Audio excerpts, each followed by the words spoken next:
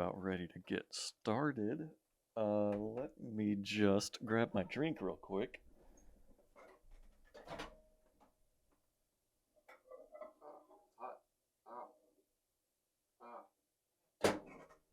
There, okay. Got a mug of some hot chocolate here.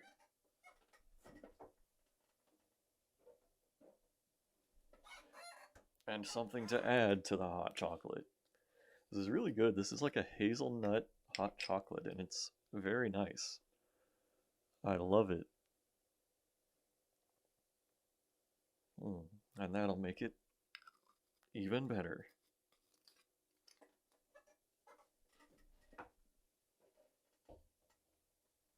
Okay, I'm sure this is what everyone came here to see. Me preparing my hot chocolate to go with the stream. But anyway, if you have never been to a game roulette stream before, the premise is that I have a backlog of over 300 games, and I'm going to play 4 or 5 of them tonight, games that I have never played before. And at the end of the stream, I will spin a wheel to randomly select 4 or 5 more to play next time.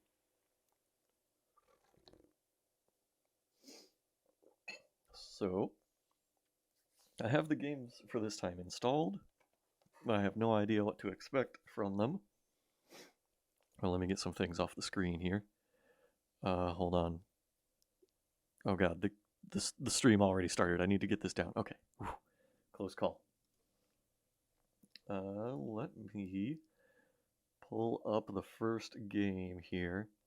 Oh, this is going to be an interesting stream also, for a couple of reasons. One is that the second game I am 99% sure is a visual novel. It's not a genre that I play very much. And also, the fourth game is actually a collection of 9 games. And since I usually give each game about 45 minutes, I guess I'm going to have to give each of those games about 5 minutes instead, to the best of my ability. So it'll be interesting to see how that goes.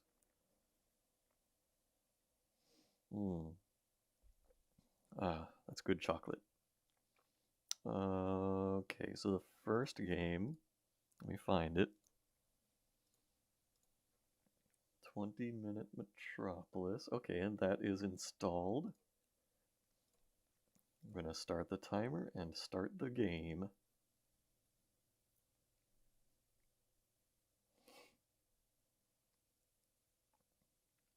Alright. Setting the graphics quality to fantastic. I think that will not be a problem. Ah, loud. Oh god. Now let me find the game here. That should be it. Okay. Already I'm noticing there is kind of a CRT scanline effect on this game. Oh god. So there's 11 lessons. I think this is going to end up being another one of those games where I play the tutorial the whole time. Well, let's see. Let's do one lesson and see how it is. Build a trail from the apartments to the farm. Yeah, okay. Build a trail from the apartments to the farm. Okay. A trail. Ah. Okay. Okay.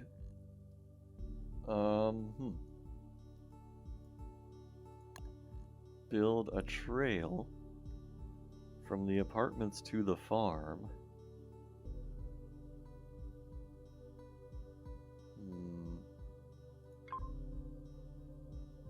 Okay.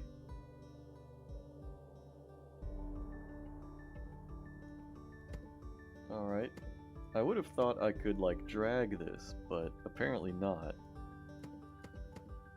Okay. Alright. Lesson completed. Off to the races. Says Senator Race Car Bed. I guess you have some experience with that. Build trails to connect all 3 apartments to the farm. Wow, yeah, even in the like example it looks like they're clicking Build individually. trails to connect all 3 apartments to the farm. Wow. Trails to connect all 3 apartments to the farm. Yeah. Alright.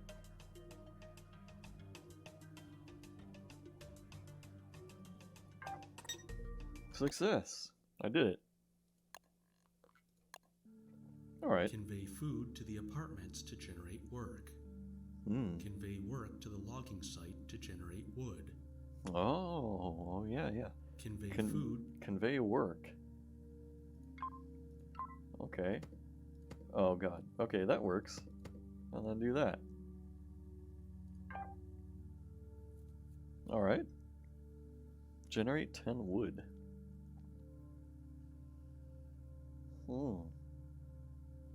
Okay. So work is happening here, I believe. This game is conveying some work right now. You right.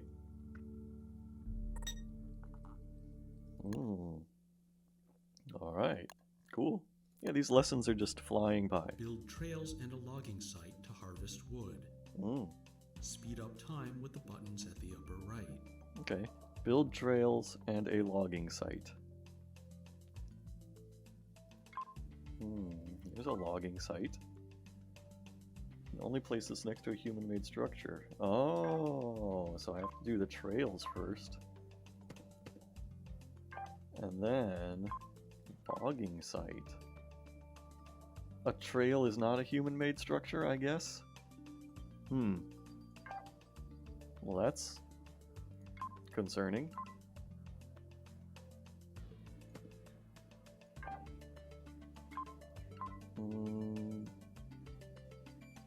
Oh, well, okay, you have to build it on the trees. Gotcha.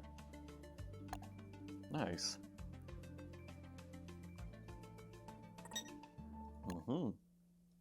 Alright. Waste management. Apartments generate waste and will eventually stop working. Connect the apartments to the landfill to drain their waste. Okay. Connect them to the landfill. With trails, I guess. Wow. Done.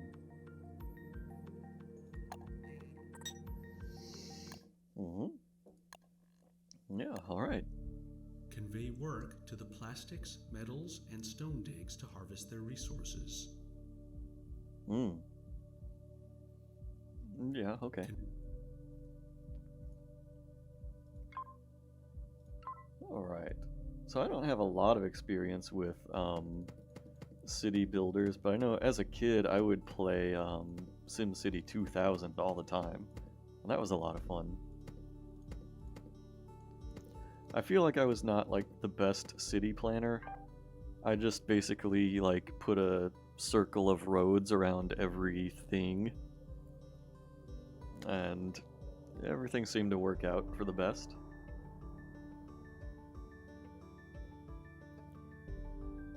I think this is working. That clicking sound effect on the main menu? I don't know. It does have a familiar sound to it, but I don't know if I could tell you.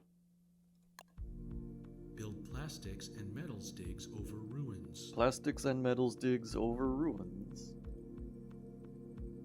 Oh, huh. That's an interesting idea. So it looks like there are ruins of, like, old cities that we are digging into. Metals dig. Alright.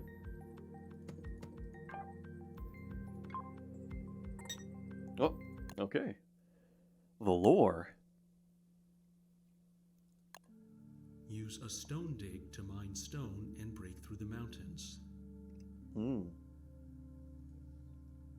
Okay.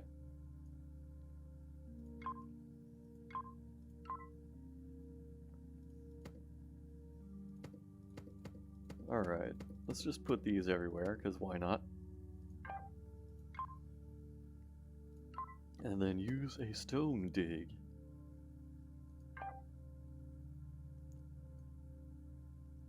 Yeah.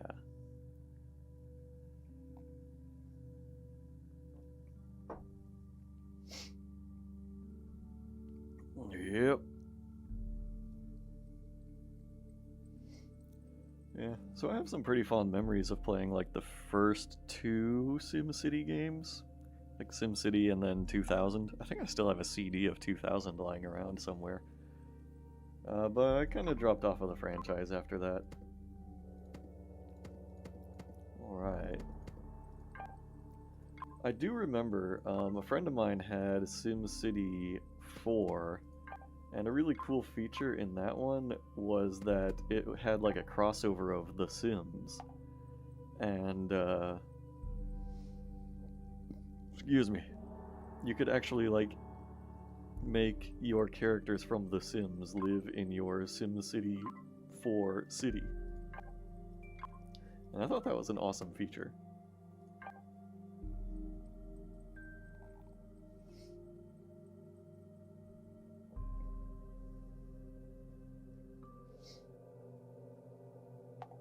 Oh wow, some of my plastics digs are getting like exhausted here. Hey, I completed the challenge. Okay. High-rises generate 10 times as much work as apartments, Whoa. but they require energy. Energy. Build water turbines on water to power them.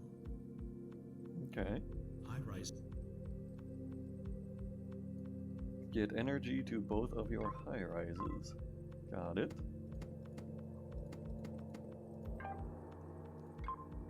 Okay.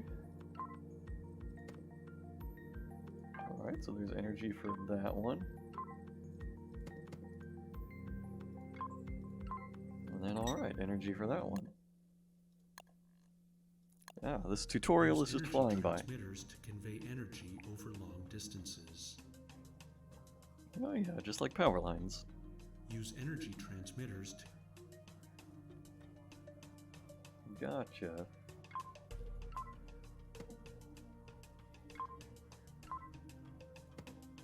Wow. No problem.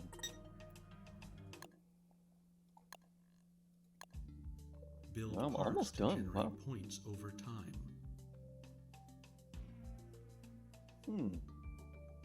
Build park. Build parks to generate at least 10 points. Okay. Oh, that costs 1 plastic and 250 stone, I guess?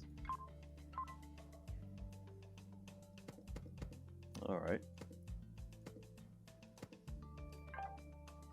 In that case, I guess I need stone dig.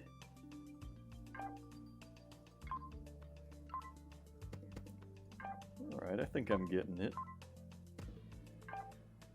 It's starting to get a little board gamey with the whole just like build these structures just to generate points for yourself.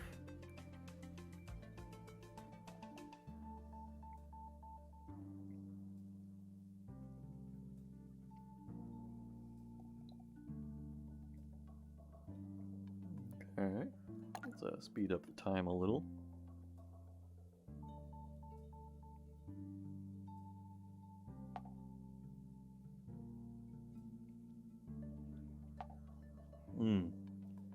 Man, I can't believe I need 250 of those.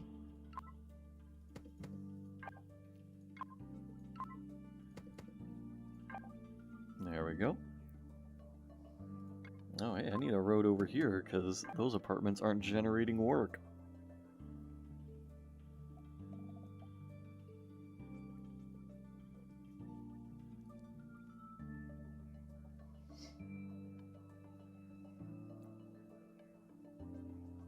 I'm kind of curious what the main game is going to be like once I get through all the tutorials.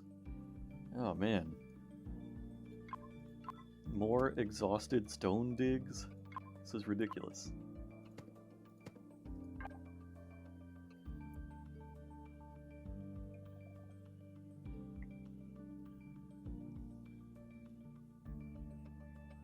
Alright. Here's a medium park. Oh, that was fast. Alright, I guess I'm ready for the whole game now.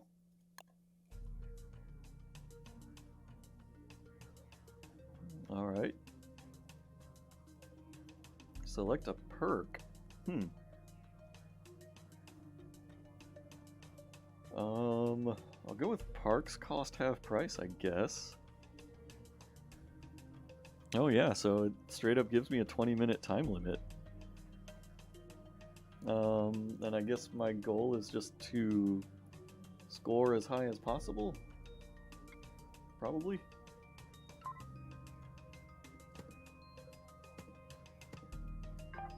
Okay. Here's some apartments.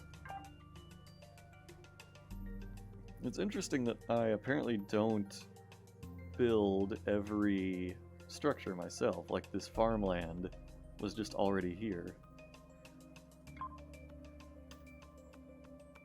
Landfills will be needed.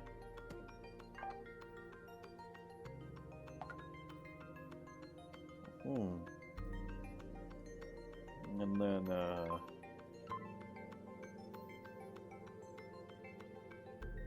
we will need to do some mining operations over here.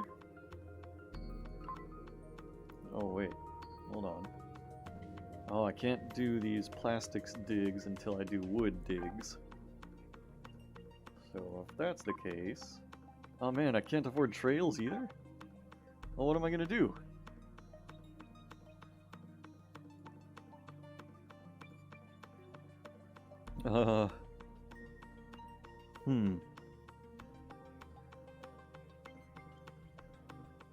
If I can't build a trail over to any wood, then what am I going to do? I can't get wood if I can't reach the wood. Oh, wait a minute, did I just...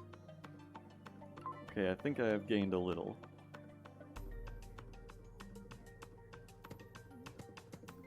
Here we go, now I can harvest wood.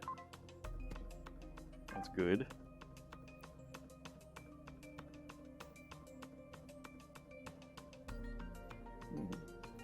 Gonna be needing that. Let's dig some stone.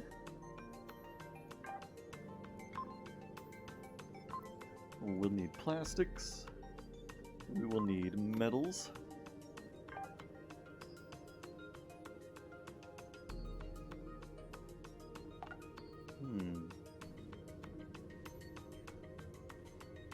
Do I maybe need more apartments?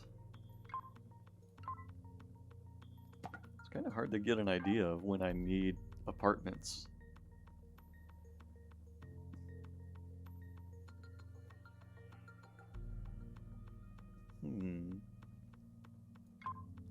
I guess in general, having more apartments probably couldn't hurt, right?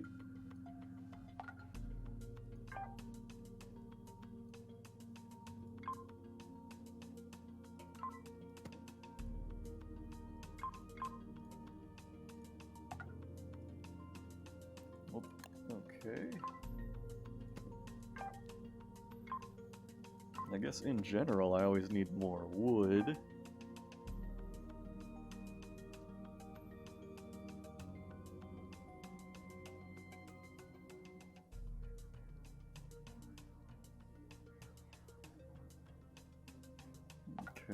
Okay.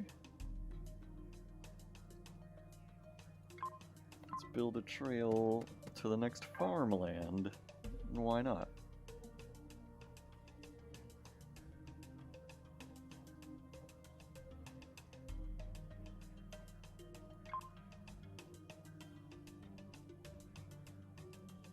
Oops. I want a trail here, so I guess I want more stone.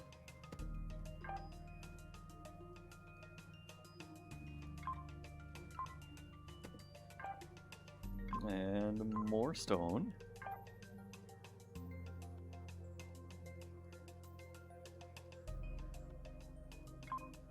Maybe some more metals from this building?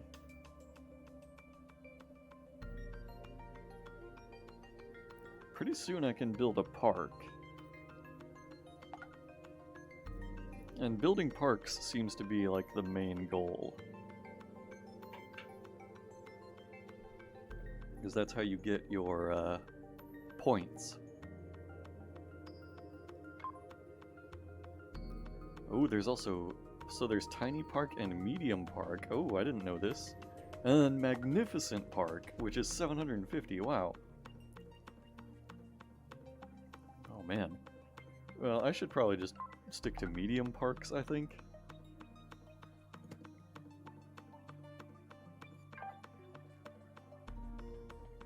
Alright. So that is making points for me.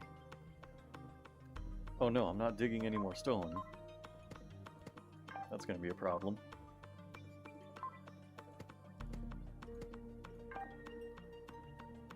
Okay. Now we're getting somewhere. How about some more apartments?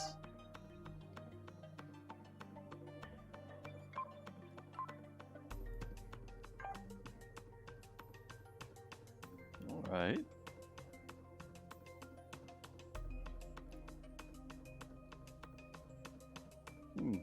There's not a lot of, like, opportunities for metals or plastic on this map.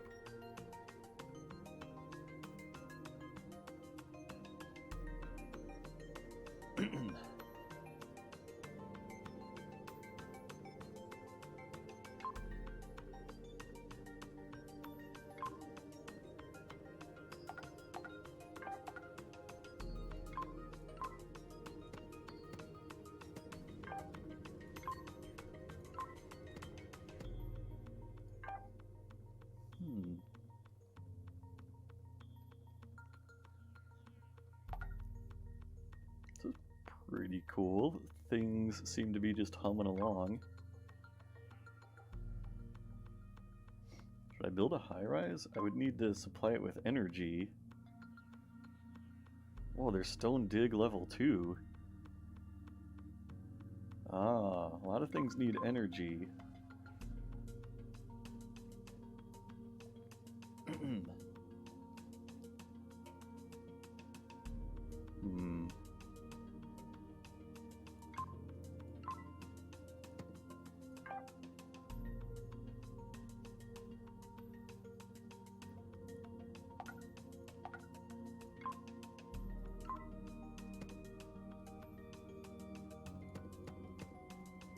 Alright, maybe I should step it up and, like, try to aspire to some water turbines. Let's see if I can do that. Water turbine. Oh man, I think I have to build a trail over to it.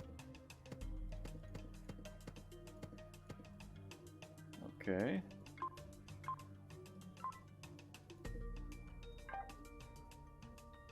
Nice, and then I can... Well, with a little more wood, I could make a high-rise. Here we go.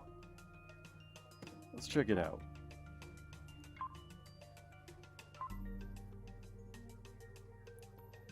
And then how about that? Alright, high-rise is getting energy. And then I think I can do stone digs level 2. Like an absolute mad lad.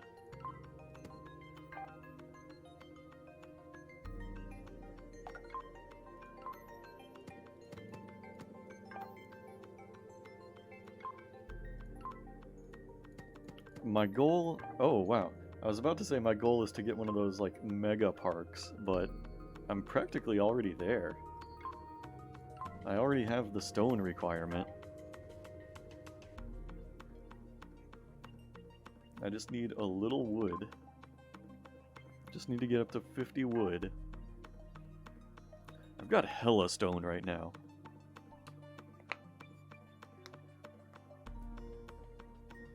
It's inhuman how much stone I have. Oh, here we go. Magnificent Park. There it is.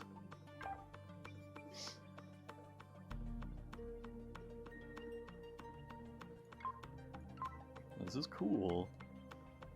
Let's build trails over here and get even more wood.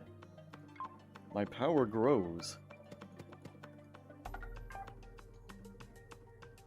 Oh man, some of my stone digs are done.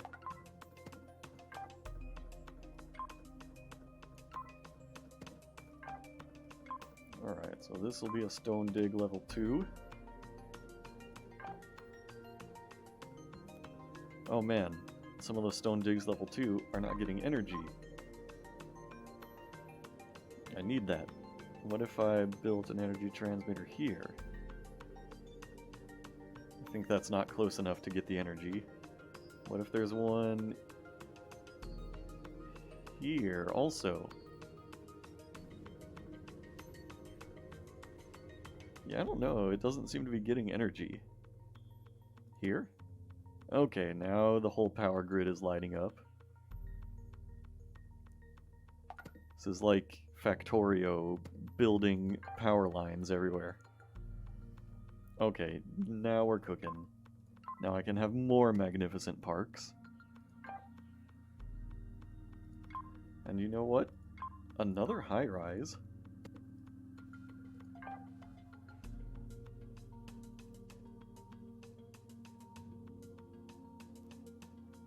Alright, alright.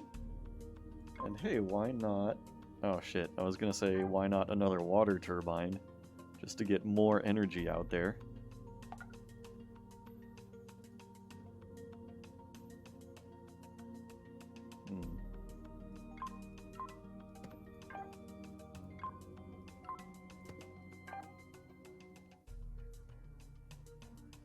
Build the Colossus at Rhodes with all these stones? Man, yeah, I need to.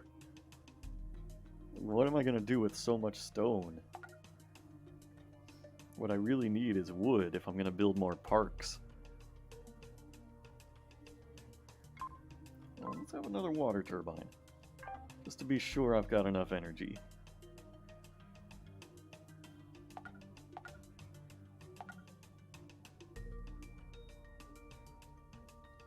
There's like a mother load of trees down there. I think I need to aspire for those.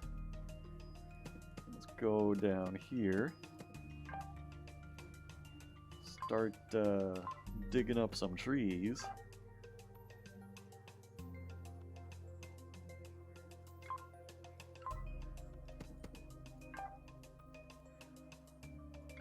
Now the real badass thing to do would be get some energy supplied down here for some stone digs. And you know, I don't even want the stone, I just want to clear the area. Oh no, I'm out of metals. That's a problem.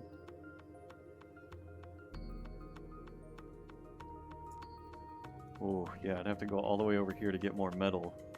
That's crazy. But I think I can do it. Just right along here. Okay, why not hit up that farm while we're at it? I'll just do regular metals dig. It doesn't have to be a level 2. Now, why is it asleep? Okay, there it goes.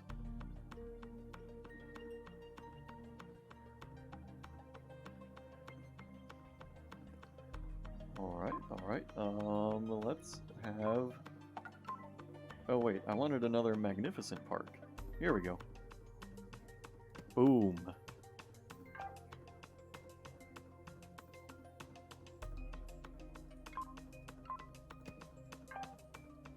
Look at this. Look at how everything is just humming along. Wow. So pretty.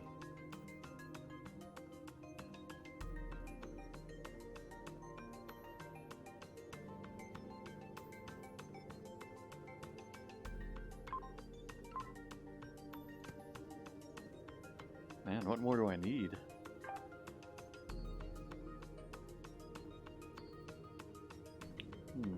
Why is it saying, like, insufficient work? Does that mean, like, I need more high-rises or something? High-rise? Will that generate more work for me?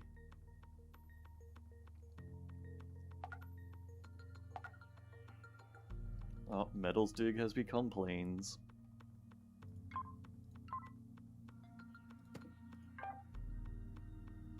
Okay.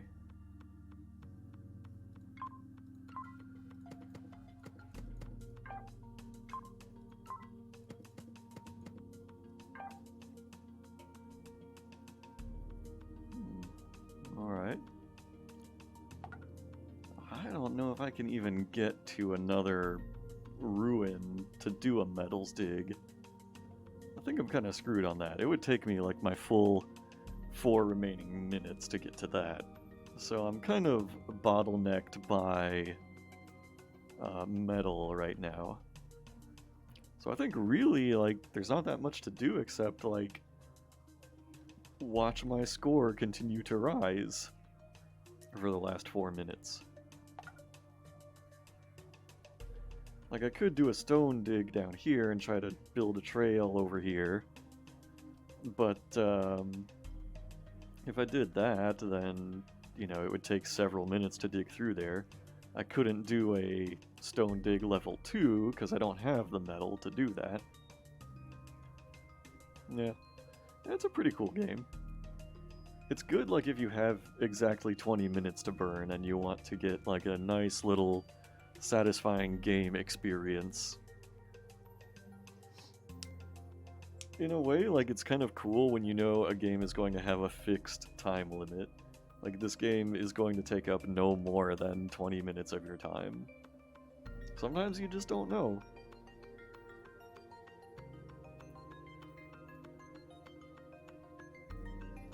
That's pretty cool. Here's a nice reverse angle of my city. Ooh.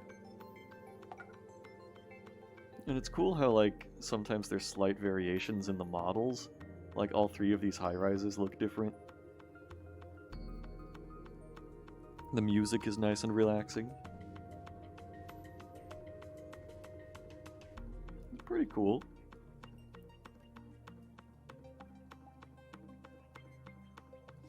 I feel like there are... like, there's more that the game could do. Like, they could give you different, like, level generation settings, like have a world with tons of stone in it, or a world with tons of wood, or, you know, different things like that. But still, you know, you get exactly what you pay for. This is exactly a 20-minute city building game. And look at all the Reddit upvotes it's generating. Just makes you feel like you've done a good job getting all those upvotes.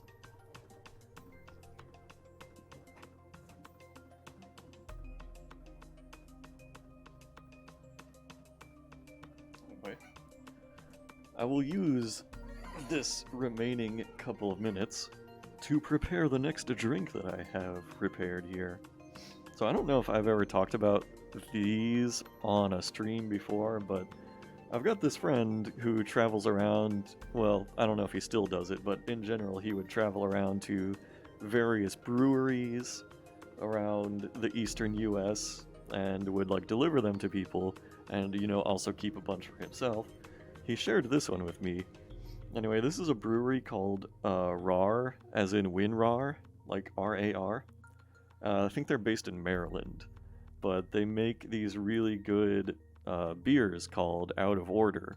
They all have different themes and, like, different flavors. They're flavored in ways that you would not expect beers to be able to be flavored. In fact, most of them don't even taste like beer. And so they're always, like, very interesting to me. This one right here came from a line that was themed around The Nightmare Before Christmas. And so you can kind of see the little character that they put on there. It's kind of their trademark. But this one is mint chocolate chip ice cream flavored. So I'm very intrigued by this. I mean, generally I feel like this brewery has nothing but hits. I'm ready for it to once again, like, change my impression of what beer is capable of being. But yeah, they're also like kind of odd in that you have to like not shake them, but you have to like jostle them before you open them for like best results. Alright, so I got 61,500 points. Oh, okay. Guess that's the game. Yeah, not a lot of options to change. Yeah, and like nothing really to edit when you generate a world either. So if you just hit play, like, wow, it just plops you down in the game. Oh, well, this is interesting. So it doesn't seem to generate, like, different maps. It looks like it gives you the same map every time.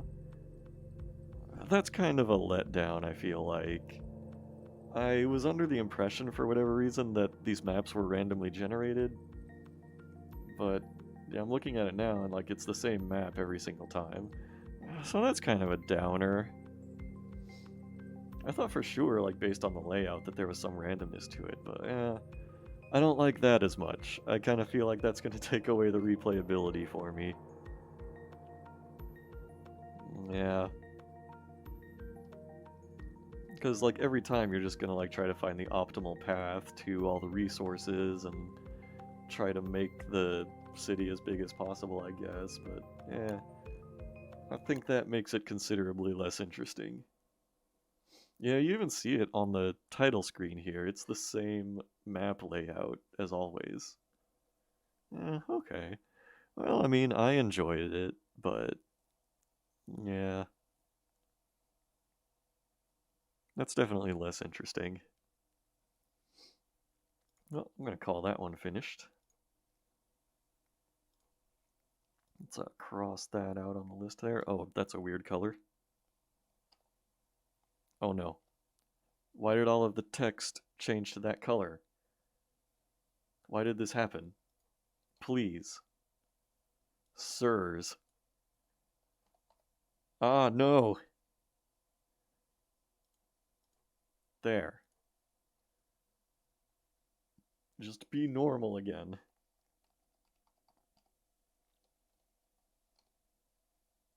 And then... Okay. 20-Minute Metropolis finished. Now, we're gonna see how I do playing a visual novel. I'm gonna see how that goes.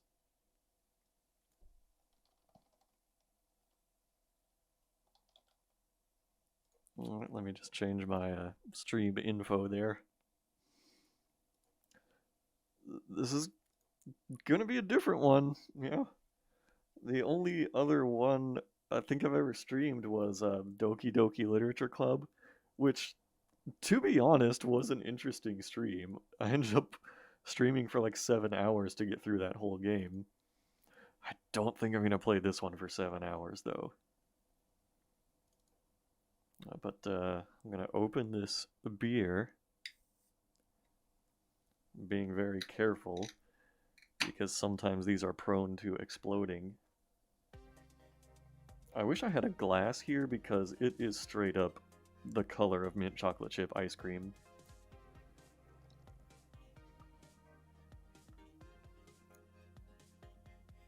Huh. And yeah, it tastes like mint chocolate chip ice cream, alright. That is a weird one, but that is an ice cream flavor that I like. Okay, I'm starting this timer.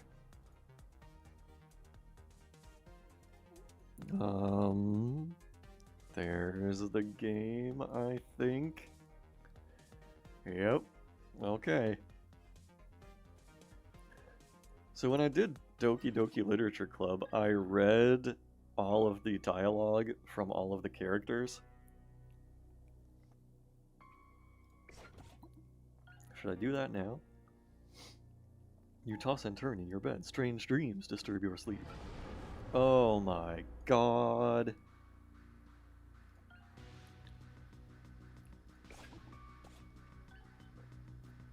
It's like you could feel the creature's hunger. A hunger that can never be sated. You sit up, awake, covered in sweat. Gross. Am I being narrated? I feel like I'm being narrated. I didn't know that was a feeling you could have. Get used to it, because you'll be seeing a lot of me. I'm your friendly neighborhood narrator. You can tell by the yellow boxes, just like in a comic. That was some dream. That's you talking, by the way. You can tell by the Professor L logo beside the words. Later on, when you're using your communicator, you'll see that instead. I really shouldn't have... I really shouldn't have taken my pill so late.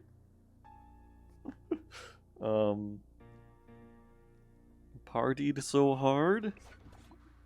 Yeah, you really shouldn't have. That's not why you had the dream. What was that thing? That monster? Good question. You're still groggy and it's all you can think about. You can't remember who you are or where you are. I think I'm Professor L. And it all comes back to you.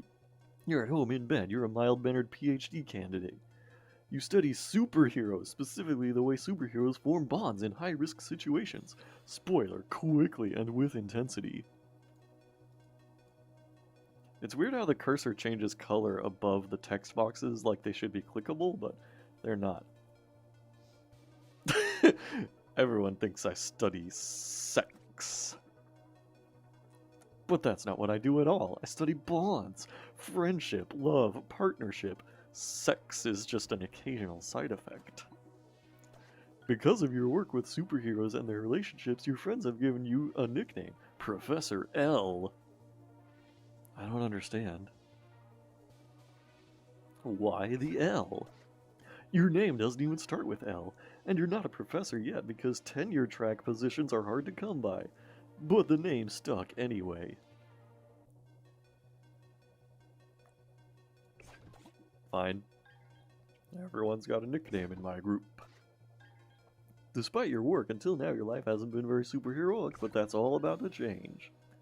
That dream felt so real. Suddenly, a strangely familiar voice begins to speak inside your mind. It is real, at least for me. And it's going to be real for you soon enough. Too soon, maybe. I hope not, says Professor Question Mark. Who are you? I'm you from an alternate Earth. I'm also from the future. Oh, those are two pretty cool things. That's what I thought too when another us contacted me. Wait, another me contacted me? Another me contacted I? You know what I mean. This Death Note adaptation sucks shit. Oh, I just realized the lineup is not visible. Shit. There we go. Oh boy. Now listen, the Possibility Stone only lets me talk to you for a little while. Here's what you need to know. Gidheron, Eater of Possibilities, has come for Earth. It already came for mine, and it's coming for yours. That sounds bad. It is bad. Given the chance, Gidheron will eat every Earth in the multiverse, but there is a way to stop it. Visions fill your mind. Burp. So it's like Galactus. You need to find the Possibility Stone. You need two people with incredible abilities, and here's the kicker, they need to be in love. The power of true love! It's real? Yeah, it's real, but remember that love comes in many forms. As long as they love each other and share an unbreakable bond, their possibilities are limitless. I have to tell someone about this. You can't! The stone allows you to know, but no one else. You'll be unable to speak or write any of this. You're the only one who can stop Gidheron. But all my study participants were anonymous. I don't actually know any superheroes. Start a superhero team and they will come to you. So I have to find superheroes. Yes. Help them grow close. Exactly. Send them on missions together and their bond will grow. And then get them to smash? Well, they don't have to smash. They just need to go on dates. They could be friend dates. But yeah, usually they smash. They are a thirsty bunch. It's a side effect of the whole love thing. This is a lot to take in. Yeah, it does come across kind of contrived, like when you dump this much information on the player immediately.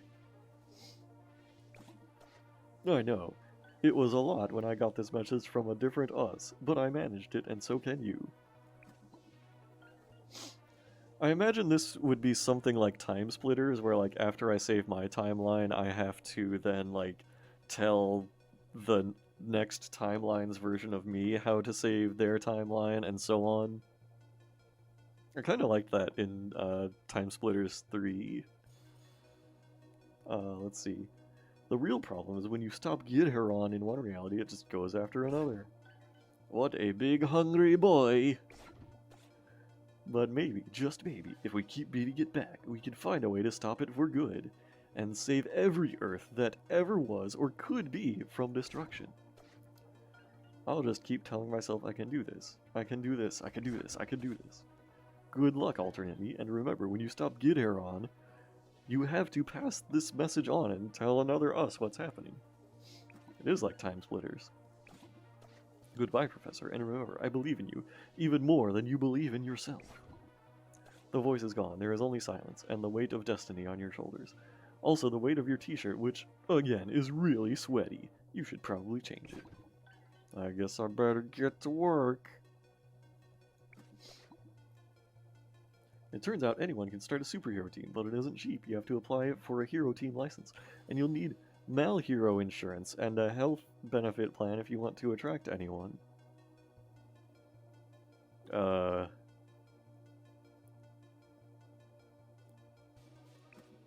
Use my own money? You're a PhD candidate. What money? Well, there is your grant money. You'd have to use all of it, though. You'd get in a lot of trouble, and you could kiss your doctorate goodbye. There's no other choice. 2 weeks later. Alright, time skip. You've registered a superhero team LLC. You've got a mal-hero and health insurance ready to go. You get the special superhero dispatch software installed. It's a map of the city that shows where superheroes are wanted. It's official. You're now in charge of a superhero team with no heroes. Heroes wanted for new super team startup, insurance and benefits, clean, comfortable base, free snacks and drinks, a friendly, passionate team, work from home on Fridays. Another 1 week later, okay. You've got 5 applicants, and after some quick interviews, you hired them all. Oh boy. Knight Gaunt, the assassin, looks like edgy Robin. He's a master of close combat and can merge with the shadows.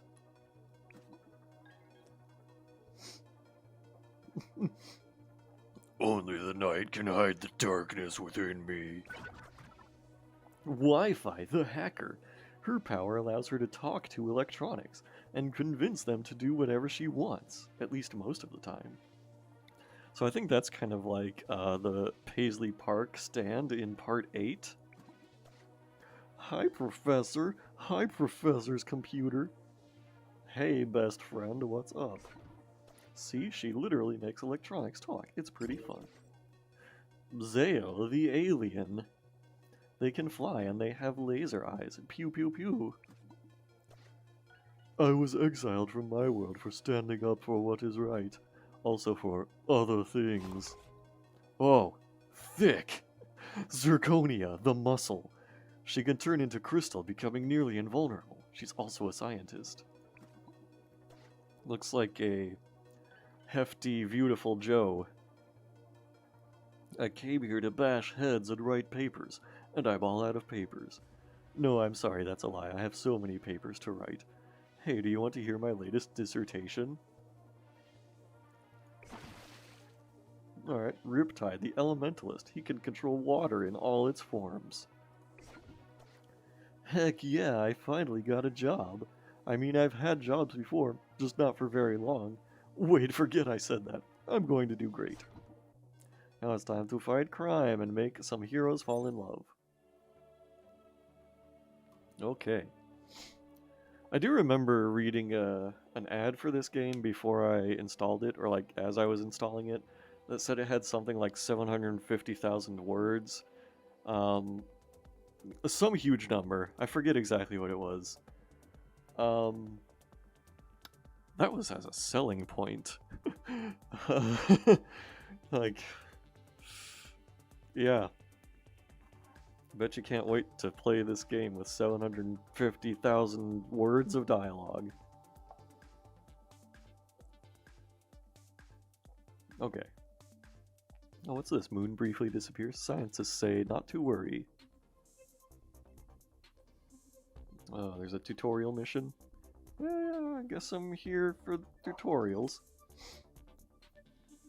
A special guest is coming to help explain missions to me. He said to bring 2 of my heroes along. Drag and drop 2 heroes into the designated slots. Burp.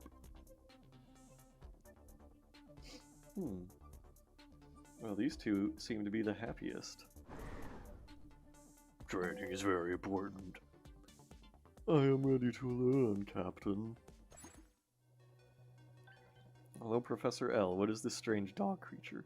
They sent a talking pug? I bet his name is like Pugsworth.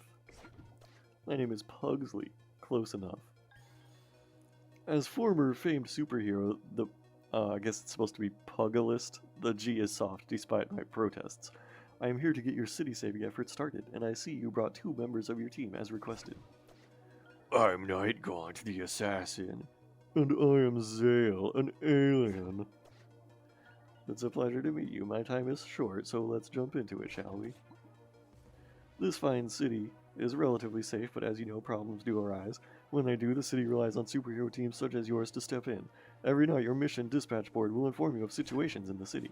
It's protocol to always send 2 heroes, for safety reasons. And hopefully, in my case, hooking up reasons. Oh. Your hero's abilities should be taken into consideration when you assess a situation. Their confidence, too. Aren't heroes confident all the time? Oh goodness, no. Do you know how anxiety-ridden I was before a battle with Vacuumall? No, but I can imagine. Anyway, your heroes will most likely exhibit average confidence. Smile. Sometimes they feel very confident. Green smiley. But unfortunately, even the strongest hero can lack confidence. So their confidence will guarantee the outcome then? Well, I wish I could say that. But there are few sure things in life. A hero's confidence only hints at the likelihood of the outcome. An overconfident hero can sometimes have their plan backfire, and one with little confidence can maybe find strength, especially with help from their partner. Anyway, soon after selecting your heroic pairing, you will choose how they should act. For example, say I was an evil pug bent on turning everyone on Earth into dogs with a special machine. Why'd you do that? As punishment for the cruel creation of the pug breed. A breed that before my powers developed couldn't go upstairs without assistance. Sorry, I'm getting carried away.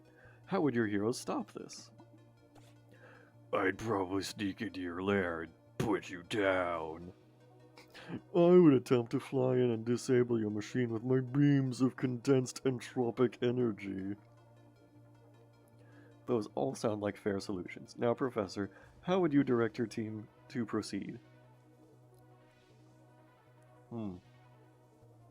Well, I can't tell them both to go in, so I guess this one? I'd probably tell Zale to fly in and use their lasers to disable your machine. I thought we discussed this. They aren't lasers. Regardless, a fine choice. There's probably no way I could reach you physically. I'm a Tyrannosaurus Rex among dogs. Though what if my machine's lasers shot Zale first? Actually, I'm not sure. I never tested it on an alien before. Regardless, the point I'm trying to make is that even a seemingly good choice can backfire. As your team members get to know each other better, they'll sometimes devise unique plans. They'll team up, as my old boss, Reneglade, used to yell over his communicator. You may not always know what they'll do, but you need to trust them. So redoing our earlier scenario, direct your heroes to team up. I could create a distraction by shooting at the machine. And while you were busy dealing with the distraction, I'd sneak in and take you down. A great example of teamwork. I'll have to keep this in mind. Your team seems more than ready to get started. Anyway, as your heroes do more missions, I'm sure their teamwork will improve. Some of them might even become great friends. Or more. It's possible, I suppose. But in addition to becoming great friends, heroes can also become injured, or suspended, or a plethora of other things that'll make it so they can't go on missions or exercises. Alright. That's what the insurance is for, right? Yes, and with some rest or time off, it will get them back on their feet in a day or so. I don't have many days, unfortunately. In addition to an injury report, you'll also receive a grade after a mission is completed. A grade like in school, sort of. I can't seem to escape alphabetical judgment. I had something to say here. Oh, I wonder if this is going to be another game with a time limit. I would be kind of okay with that, I think. If you do a fantastic job, you'll receive an A or even an A+. Are you about to explain to me how letter grades work? I understand this. I already get it. If you fail without any of your heroes being injured, you'll receive a D. Okay. Do these grades really matter? Not really, but studies showed teams that receive high marks tend to get along better. So my team members will grow closer if they receive higher marks? Yes. At least that's what the studies found. And remember, you're not the only team in the city. If there's a mission you can't do, don't fret. I'm sure another fine team like Professor J's will come to the rescue. Professor J? One final thing. After a mission, don't try to send the same heroes out again in one night. Even the strongest among us need to rest. Besides, it's in violation of Superhero Labor Law 435. Now I am off. I wish you and your team well in your city-saving endeavors, and don't be afraid to try new things. No team is perfect. Besides, it's not like all life on Earth hangs in the balance or anything, right? Right. Anyway, thanks for your help. We have to get back to work. I hope that dog ray isn't real. Alright, we got an A on the tutorial mission. Good. Bond up. Alright, Gid Heron won't arrive for another 11 days. Alright, so that's not too long of a time frame. Oh boy. Alright, so it's mission time. I guess I'll do a weapon rescue. Thieves have stolen a secret weapon from the military base. So secret they won't even tell us what we're looking for. Regardless, we've been tasked with getting it back. I'll put in the two with the most confidence there. Nothing a little punching and smashing can't solve. Okay. Our heroes have tracked the thieves to an abandoned warehouse in the Wharf District. I can fly overhead and get a better look from a warehouse window. Want me to smash through the door? I think we should do recon from above. Zale flies up to one of the yellowed windows at the top of the warehouse. Professor, I believe the weapon the thieves stole is actually an interdimensional vehicle. But it's not one I recognize. Wait, what are they doing? It is almost like they can smell me. The thieves leap impossibly high into the air, smashing through the window. They grab hold of Zale, dragging the flying alien down to the ground. Ours, we will get it back. As Zirconia arrives to help, the thieves scatter in all directions. Some drive off in unmarked cars, while others disappear down into the sewers or dive into the river. You don't look so good. I think we need to let them go. They were much stronger than I expected. They are obviously not human. Well, just get back safely, you two. The military arrives shortly after. Even though the thieves escaped, they had to leave the weapon behind. Oh. Okay, well, we got a B on that mission. Zale is injured for one day. Okay. Zale interview unlocked. Do I want to do an interview?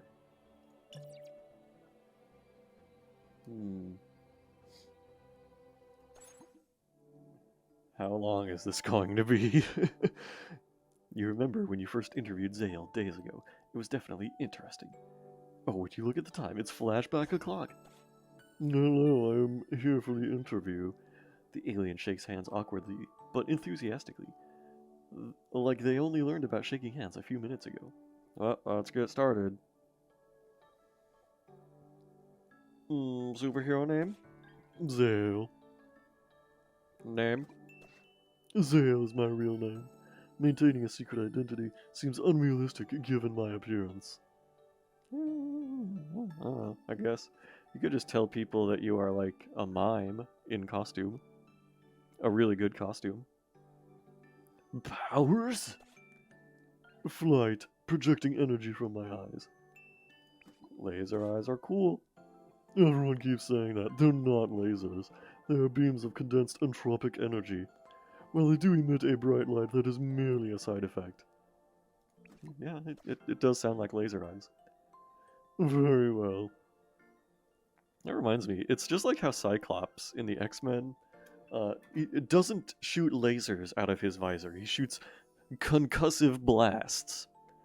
But in all of the artwork of him shooting his concussive blasts, they look a lot like lasers.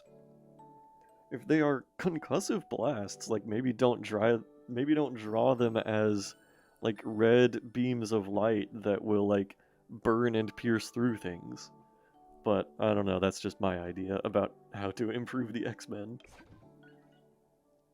Alright. Alien? Yes, that's correct. My home is several million light years away in a dark galaxy your people have yet to discover. Of course, to me, you are the aliens. How did you end up on Earth? I was exiled, though by then I had mostly left anyway. You could say it was a mutual exile.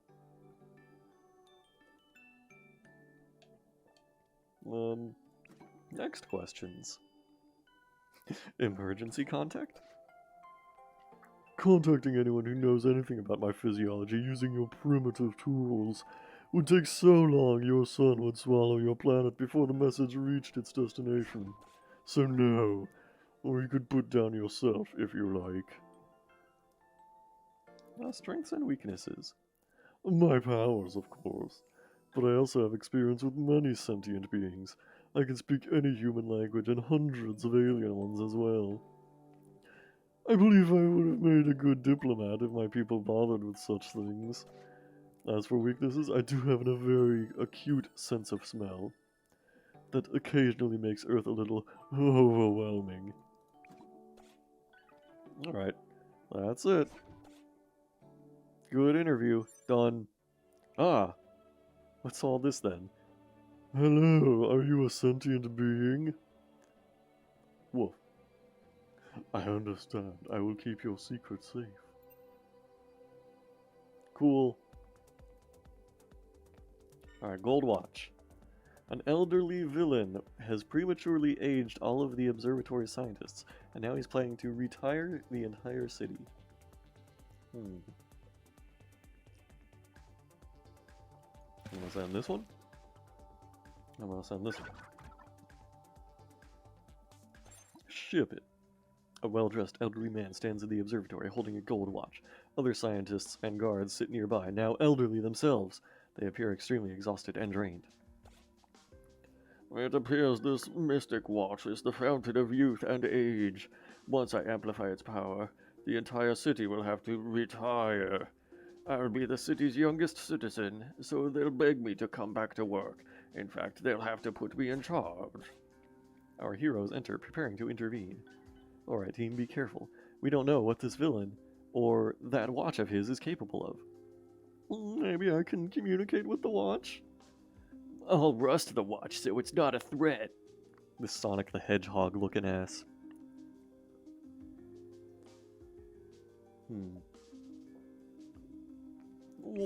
Weefy, communicate. I'm sure I could get the watch to cooperate with me. Wait here, Riptide. Be careful, Wi-Fi. Wi-Fi walks right up to the elderly villain. Put down the stopwatch, old man. You should respect your elders, young lady. Actually, I was thinking of teaching your watch some disrespect. Unfortunately, the watch doesn't react at all. What the? But my powers work on all sorts of electronics. This is a mechanical watch. Oh, they still make those? Zoinks! The villain begins adjusting the watch's time, aiming at Wi-Fi. Her hair grays, her face wrinkles. Now it seems you're the elder. Wi-Fi, what happened? What's this?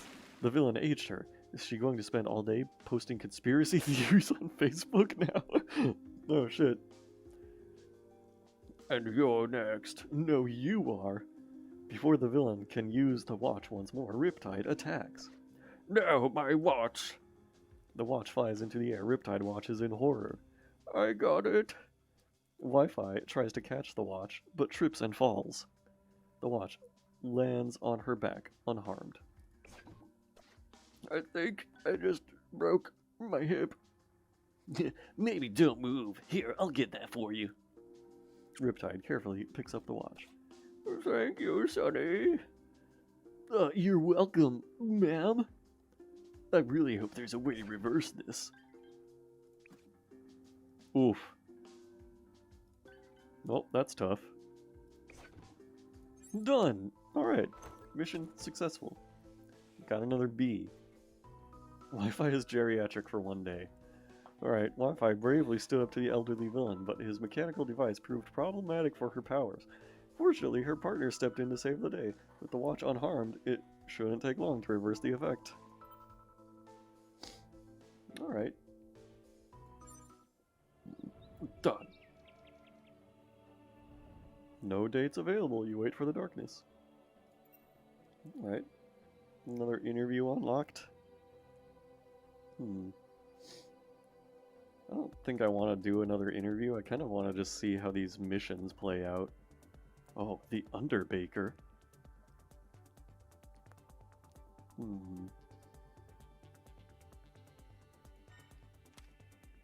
Interested in this one.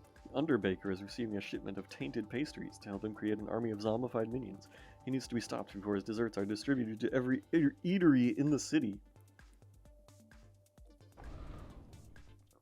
Another half-baked scheme. Perfect, I am starving. Our heroes arrive just as dock workers unload the Underbaker's nefarious goods. I'm absolutely gonna tell this guy to kill everyone.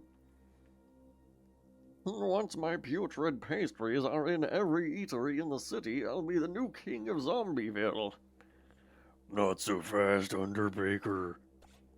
So you've come to stop me, just when my plan was about to finish preheating. Unfortunately for you, it's almost dinner time, and every worker here has a delicious treat from yours truly. It's true, all of the workers have pastries. Now that the Underbaker's goods are on the dock, it's time for a break. We have to stop them from eating those desserts. There's no time, I'll just take out the Underbaker. No one likes wet pastry. Yeah. This guy's powers are kind of lame. He just, makes things soggy. It doesn't seem to come in handy very often. You would think, like, sending him to the docks would be, like, his element, but, Alright, just kill him. I'm turning off your oven, Underbaker. You think this will stop me? My plan is already in motion. The Underbaker passes out from Nightgaunt's shadowy blow. But the Underbaker's right, the dock workers bite into their pastries. Their eyes go wide and roll back into their heads. Their skin turns pale and ashen with a strange teal tint. Nightgaunt, I think we have a problem. The dock workers remain silent, staring into space. Why are they just sitting there? Did the Underbaker follow the wrong recipe? Maybe with no one to command them, they're docile. Yeah, alright. Yeah, that went very well. Why was that only a B? That was a complete success. With the Underbaker still unconscious, the dock workers make no effort to resist the paramedics. Hopefully they'll return to normal once they've had their stomachs pumped. I'd say we did very well at that mission. I don't know why that's a B. Okay. Nightgaunt interview unlocked. Yeah, that's whatever.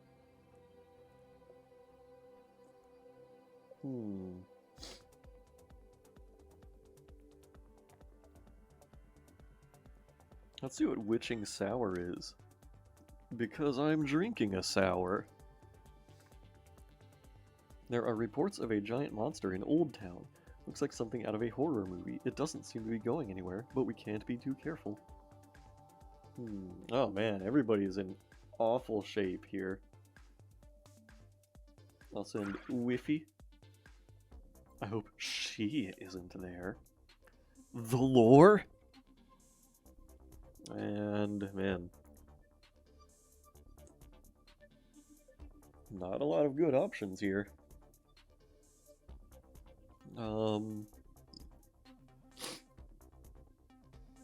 I guess this one?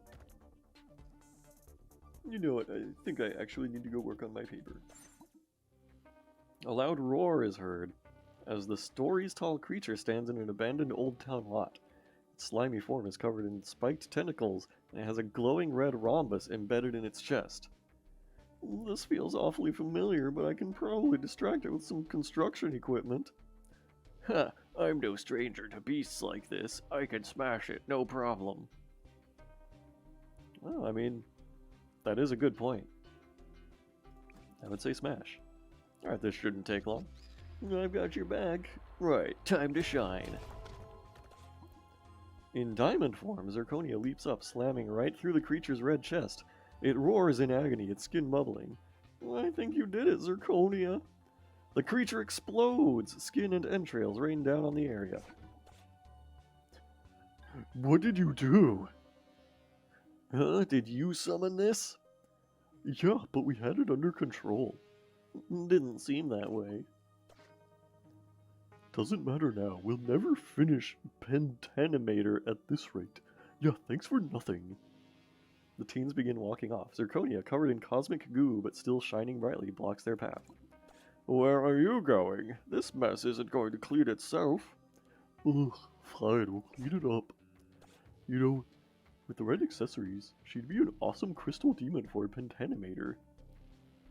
We'd have to see if Shelby can make a new costume, and maybe add some diamond spikes. What do you say, wanna be in our movie? Acting isn't really my thing. You sure?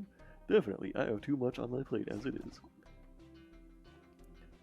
Great job handling that before things got out of hand. Maybe wait until the cleanup is done to make sure nothing else arises, though.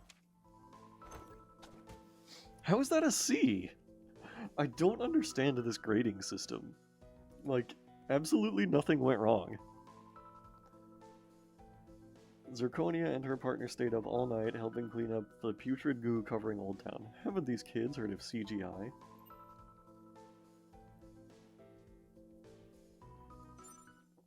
Okay.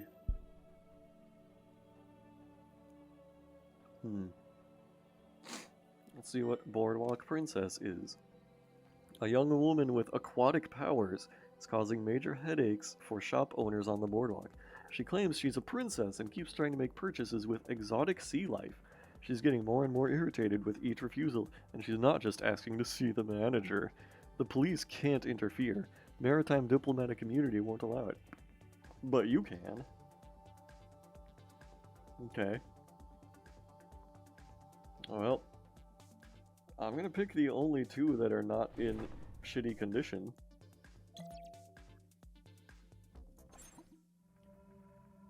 What do you mean you don't accept urchin quills as payment?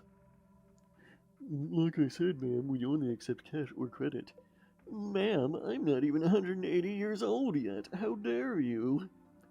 The aquatic princess waves her hands, and ice daggers appear out of thin air. She aims them at the cashier. Alright. I could scare her back into the ocean. Or, I have dealt with royalty like her before. Oh yeah, I think he said he wanted to be a diplomat, right? Let's have him negotiate. If she really is a princess, I am sure she will listen to reason. Zale approaches the princess. When she sees Zale, the princess lets the ice daggers fall to the ground. They shatter. Oh good, one of my halibutlers. That's funny. Excuse me. Can you explain to this guiltless failure that urchin quills are a suitable form of currency? I do not think it will do much good. While they may be sustainable, they are rather worthless here. How dare you disagree with your princess, Halibutler? Yeah. I am not one of your servants, and to purchase goods here. Zale begins to explain the history of Earth's economic system. Enough, I get it. You're even more boring than my tutors. If I wanted a lecture, I could have stayed at home. If you continue to threaten people, you will get worse than a lecture, I assure you. Well, now you do sound like my dad, and I don't mean that as a compliment. Perhaps you need more dads and fewer hella butlers in your life. This conversation is boring. This whole place is boring. Goodbye. With a roll of her eyes, the princess retreats back under the ocean. Wow, what a piece of work. Talking to her reminded me of home. In a good way. And more of a, my eyes are itching to blast her away. Prejudice and elitism give me allergies. Maybe take some Benadryl. The last thing we need is another war with the Ocean Kingdoms. Have you had wars with them already? You know it. Can you blame us? They're jerks. Well, to be fair, we're kind of jerks too. It's a bad mix. Hey, well, alright. That one was an A. For seemingly arbitrary reasons. Look at that. They're ready for coffee now. Oh geez, what's this? Coffee date. This must be another tutorial, right? You know what? I'm gonna skip the tutorial. Coffee is never just coffee. Sometimes it's also stale pastries.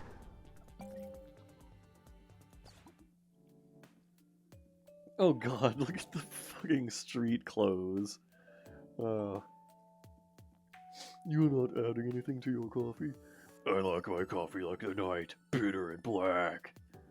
I like tea. The smells in particular are quite rich and pleasant. Great, that's real important for me to know.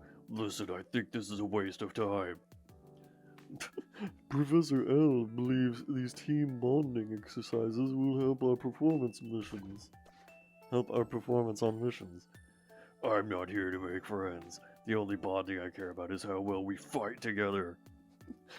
Communication is an important aspect of combat. Communication isn't my thing. I tried to tell the professor I work better alone. Actually, according to the numbers in Professor L's computer, your success rate on missions has gone up 37% since we began working together. I would say every mission has been a success, but that would be me arguing with the game's arbitrary grading system that it's giving me. With 2 heroes, it should be 100%. I believe that number will only go up as we work together. Look, it's not you. I've never worked well with others. You'd be better off with a different partner. I don't mean to pry, but what you said is not true. I believe you worked with Lexica for several years as Silent Fox. Yeah, when I was younger, but that didn't exactly work out. I don't talk to Lexica anymore. This seems to be a sore point for him. Perhaps I should change the subject. Bob. I say, he wants to talk. What happened between you, if you don't mind my asking? I do mind. It's none of your business. You'll probably hear rumors about it sooner or later, though. It was all over the Hero Gossip Network. Someone's bound to tell you. There is a Hero Gossip Network? Ha, yeah. Heroes like nothing more than gossiping about other heroes. Who's got the best costume? Who could have done a better job stopping Blazor? Who's hooking up with who? Is there a lot of hooking up? When any day could end with you blasted by some villain's death ray, well, you tend to move fast. I mean, they tend to move fast. I'm not... Relationships aren't for me. You changed the subject. I still think he wants to talk. You were going to tell me about Lexica, I believe? Yeah, she took me in when I was still a kid. Oh, this is going in a creepy direction. She'd gotten me out of the Black Ops Assassin program, but I had nowhere else to go. I was angry, dangerous, trained to kill, but not much else. She thought she could calm me down, show me another way. For a while, I guess she did. I was her sidekick through my teens. But then something happened? Not one single thing. I could feel her holding me back. She kept me from all the really dangerous missions. She wanted to keep you safe. That's what she didn't understand. You can't keep me safe. Nothing about me is safe. I needed more. I needed more challenge, more danger. Without it, I'd sink into a bad place. A dark place. I could see her worrying that I'd become a villain like her last sidekick before me. Couldn't stand it. The way she looked at me, like I was a monster. But maybe she's right. Maybe I am a monster. A monster who happens to be fighting on the right side. I love edgelordy characters like that.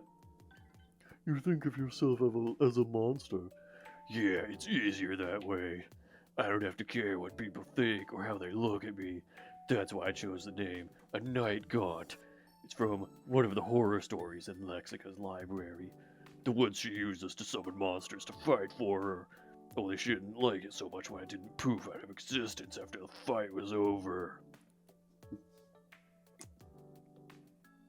I love the, like, over-the-top edgy characters like Ghost Rider, that kind of shit. Where it's like, you know, if you were to just look at them, you might just think they were the villain. This need for danger, it doesn't sound safe. No, it's not. It's not meant to be. Look, I know you don't understand, but I need to find my breaking point. I need to know what I'll do when it becomes too much. That's why it's better that I work alone. This breaking point, what happens when you find it? I finally understand what I really am. Maybe become something new. Or I die. Either way, I'm free. Even I can tell that he is hurting terribly. What should I say?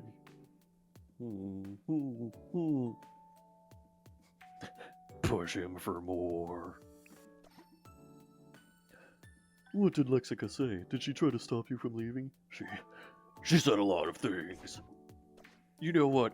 I think you should just stick with the gossip. What does it matter anyway? It's old news. I gotta go. We're wasting precious darkness. Amazing. God. This is silly. That was more dialogue than I expected. New bond level. Friends. Oh, God.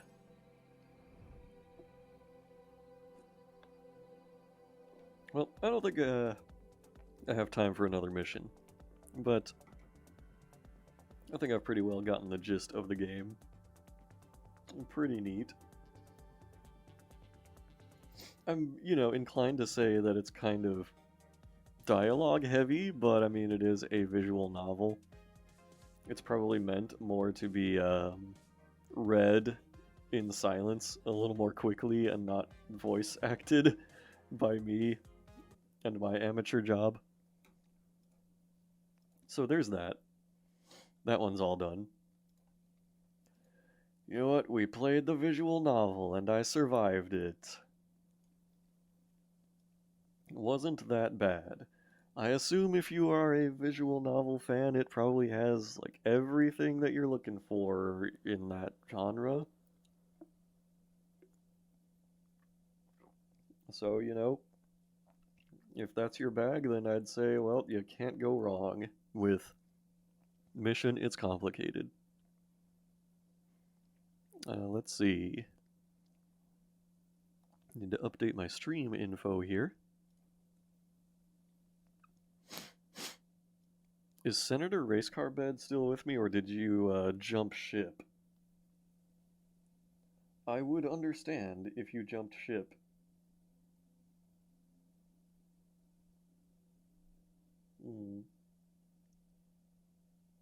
Hold on, I'm just checking my phone real quick between games here.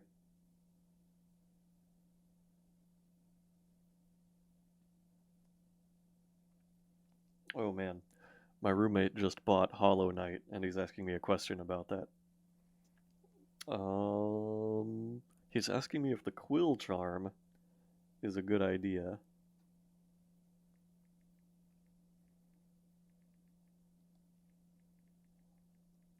So give me just a moment.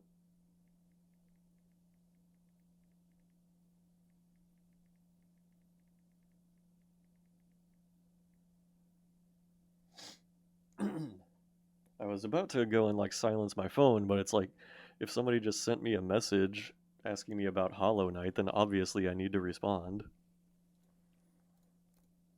Anyway, my next game coming up is going to be Ukulele. Apologies in advance if I'm a little distracted because I'll be wanting to talk to somebody else about Hollow Knight.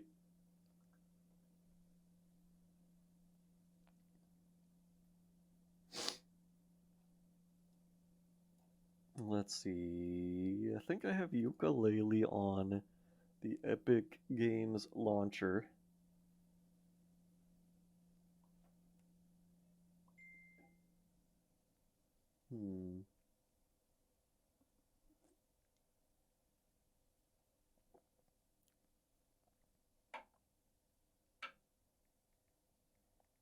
Sorry, just another moment. In fact, I'm going to put up my little BRB screen just while I send a text because I feel like I'm being rude.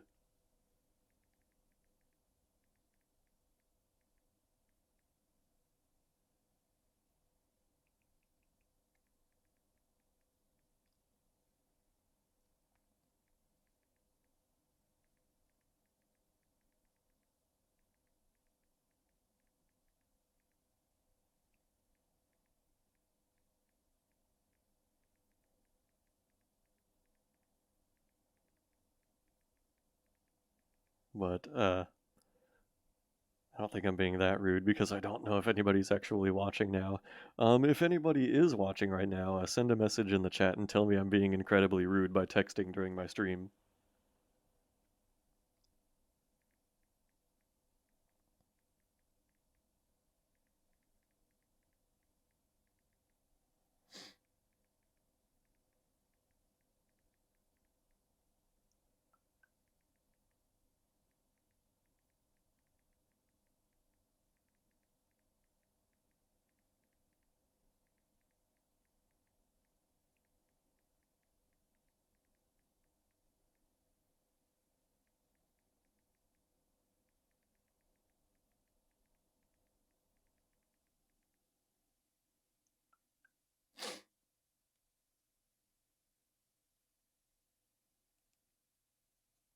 Okay. All right. I think my BRB is done.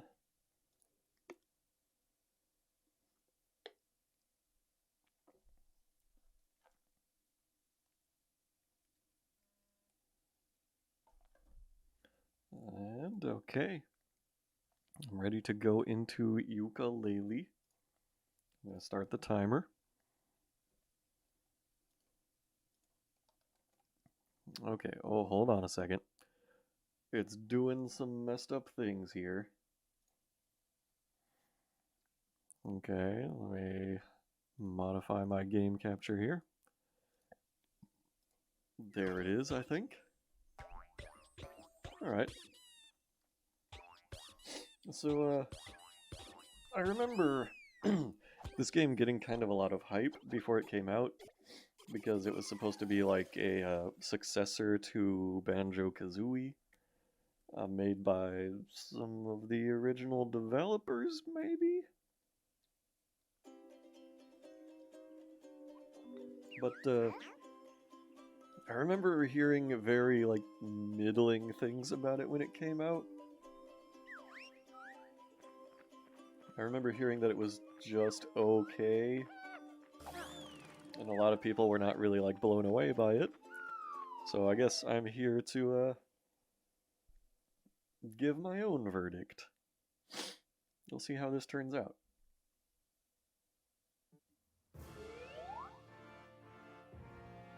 I mean, I like the idea of a collect-a-thon platformer. Like, you know, a Banjo-Kazooie. Hey, look at those honeycombs, just like Banjo-Kazooie. But you know, like a Super Mario 64 was fun. I love that game. Look at this Despicable Me looking ass.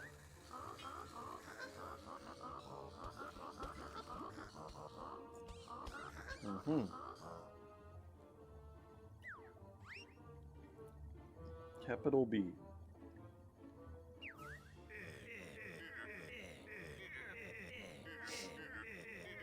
They really kept, like, the exact same dialogue style from Banjo-Kazooie.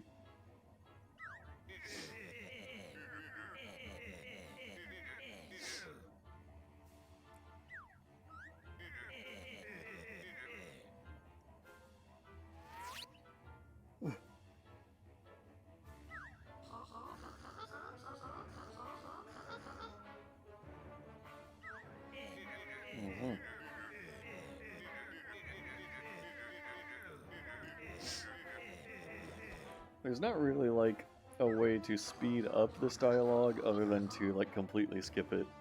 So I guess I'm just gonna watch it. It gives me more time to drink.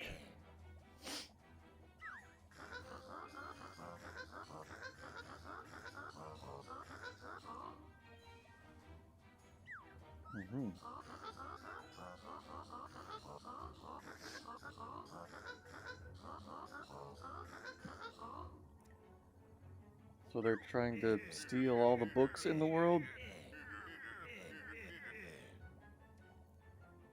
Okay.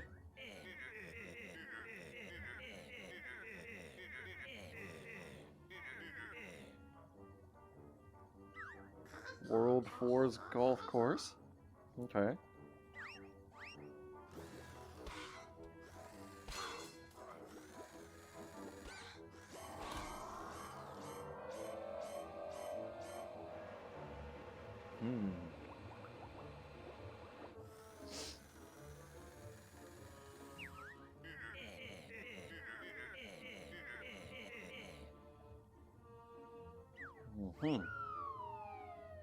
I'm surprised they went with so bold a decision as to include a honeycomb motif in this game.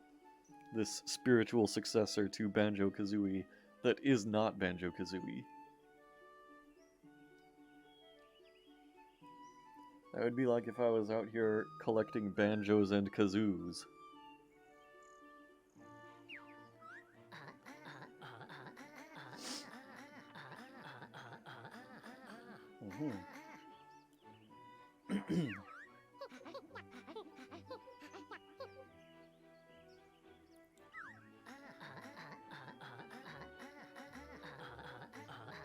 I don't like this voice on Yuka. Just,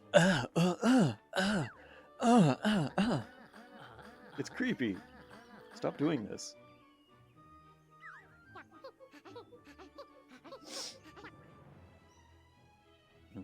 Delicious they were.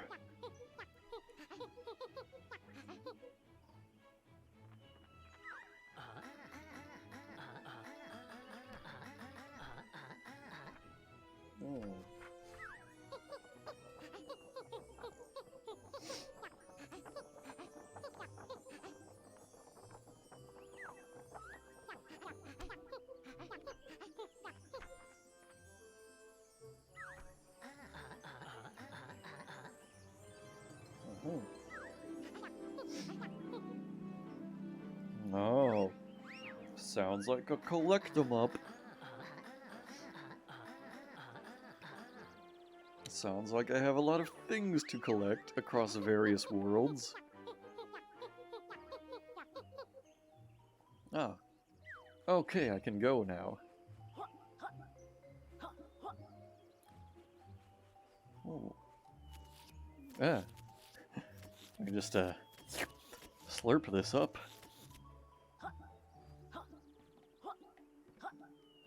I wonder if this is going to be like Banjo-Kazooie, where I have to, like, unlock each of my moves in turn.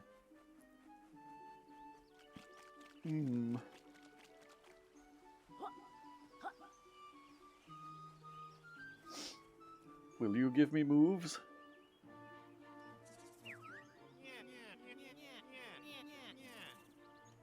Mm-hmm. Alright. Trouser. Oh, that's kind of funny. It's a snake wearing pants.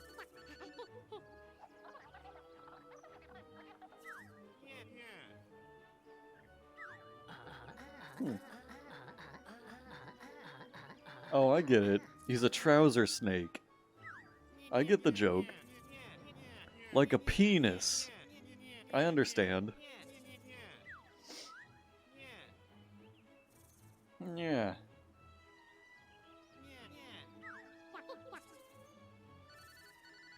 Alright. Okay, yeah. So trouser snake is where I learn the new moves. Yeah. Okay. I need to bring him 5 quills. One of 200 on each world. Gotcha. Well, how many new moves can there be if there's 200 of these in each world?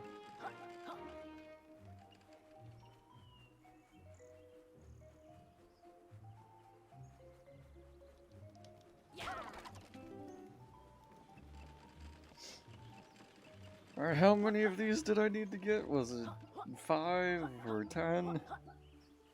200? I'm sure I'll have them in no time.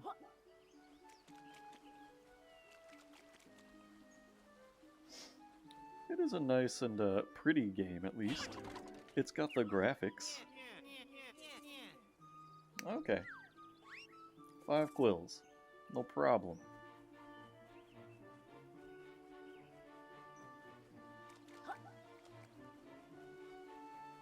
Wish I could run faster than this. Maybe that'll be a move I can get. Lispy.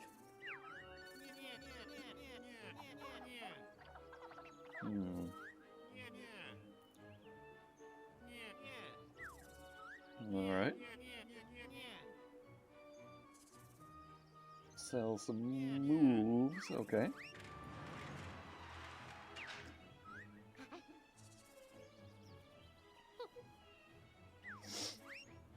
Oh, nice. I didn't even have to give him the quills.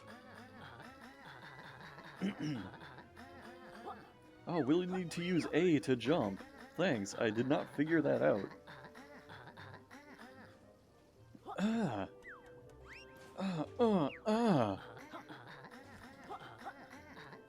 Oh, we needed to crouch with left trigger to get beyond that. I didn't realize that.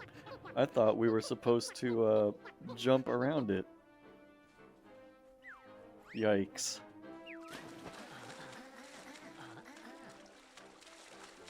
Wow.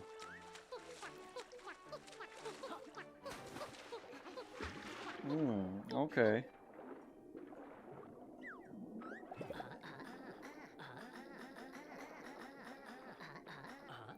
Oh boy, I bet there's a good water level or two in this game.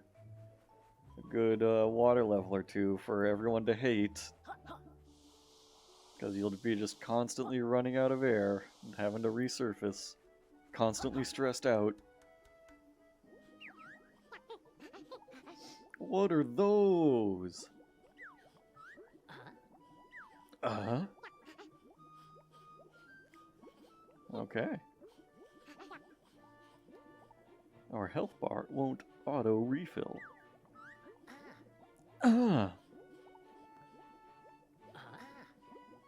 Alright. So butterflies help you regain health. Got that.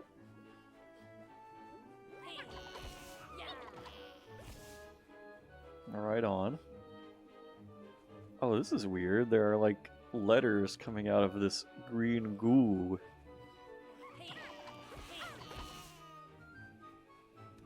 I'm sure there is a valid lore reason for that.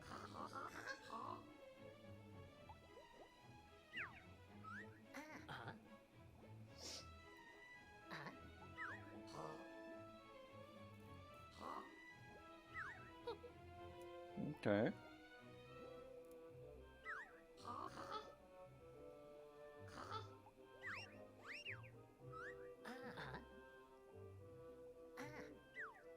I can't believe they are trying to take all of the world's books. I mean, books are magical gateways to adventure and imagination. So we need them. Yeah.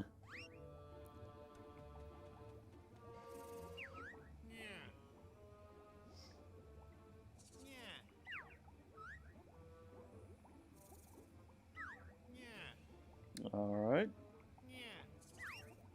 I think it would be amazing if, like, this guy keeps trying to charge us the quill items throughout the game and we never give him any.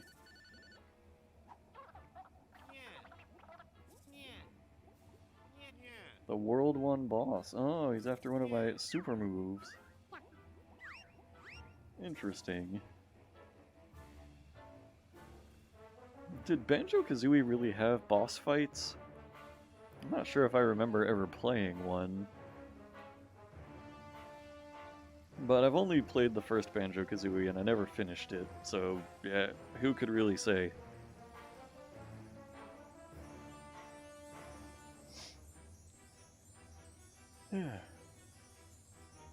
I probably should have paid attention to that cutscene more, because I'm sure it showed me the path I need to take to get up to that page. What's this? I need 2 snowflakes.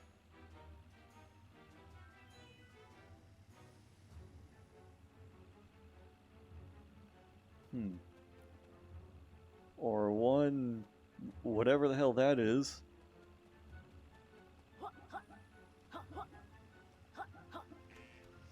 Ooh, okay.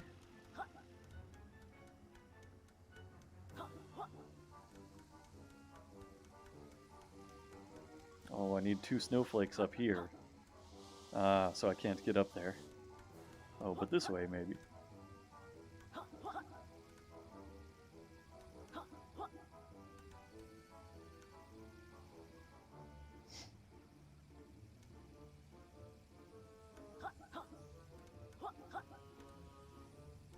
There's pretty good music in this game. It definitely has that Banjo-Kazooie feel. I think I remember hearing that, like, the original musician came back and did the music for this game also, which is just great. A pagey. Nothing like a jiggy, so don't get them mixed up. The one book. Oh, there you are, Senator Racecarbed. Did you leave for a little while? I could understand if you dipped out during the visual novel. Capital B unlocks the power within. This crooked company will have the power to rewrite the universe. Shit.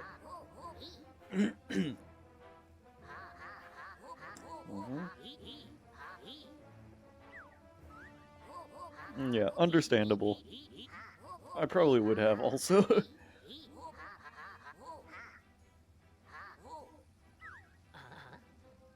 Alright.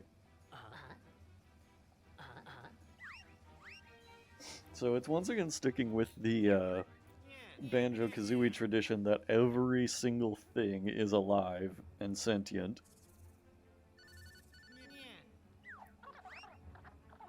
Alright. There's an awful lot of talking to NPCs so far in this game.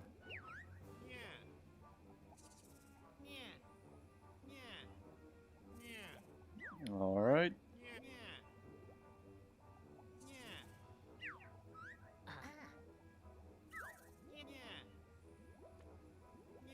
Alright, let's get a new move. What's it gonna be? If you hold right trigger, you'll get the grip you need to roll up slippery ramps.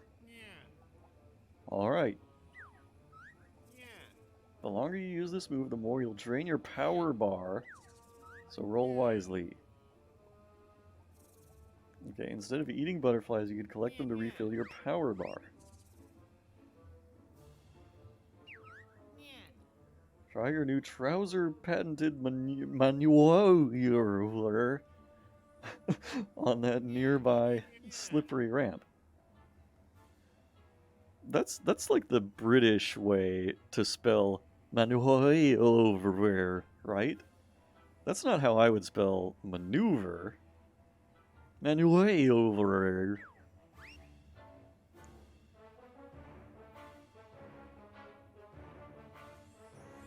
Can't imagine what godforsaken language that word originated in. Probably like French or something. Okay. Ugh. Alright, so I need to go up here. Let's roll. It's an interesting way to go up slopes. I would have thought that, like, a chameleon, this is a chameleon, right, would be able to just, you know, like, stick their hands and feet to a surface like that. A pagey and a cagey, amazing.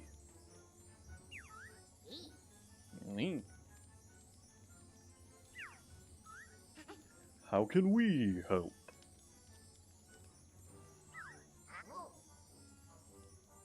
Cages are unlocked by solving nearby puzzles. And we have not yet learned the correct move. Okay. What's all this then?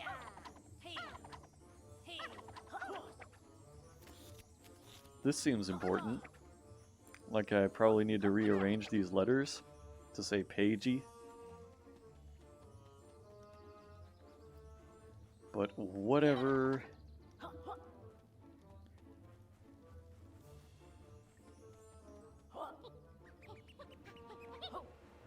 The power bar is a weird mechanic. I'm assuming that like auto replenishes. Oh wow, it really is like books are their gateways to imagination, to let you into new worlds.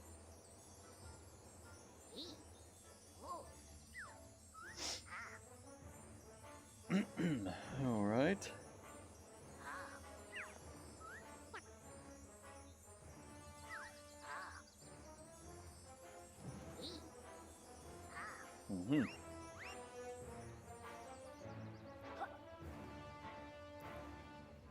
Okay.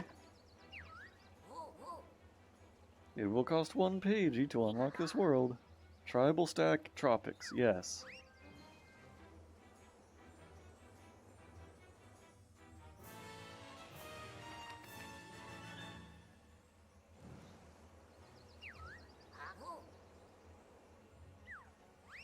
I will say, man, many games are guilty of this nowadays, and it has only gotten worse, not really better, that they kind of like over tutorialize things. They don't leave a single thing up to chance. Like, I'm honestly surprised this game did not tell me use the left analog stick to walk around. Because I think it did tell me, press the A button to jump. Like nobody who plays this game is going to just, like, start pressing buttons and seeing what they do.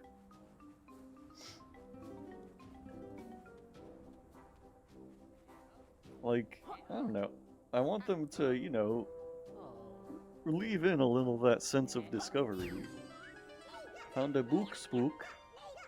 Ghost Riders. Oh god. Free all 5 and a treasure we'll trade. So they are the Jinjos, got it. But to free us all, new tactics you will need.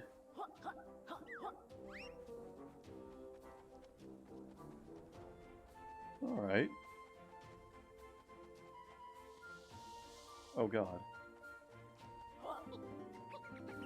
I cannot believe I missed a single one. Oh my god. Please. Please. Alright.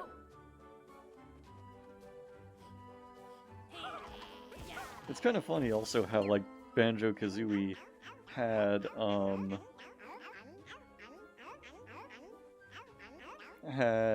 feathers as a collectible, and this game has quills.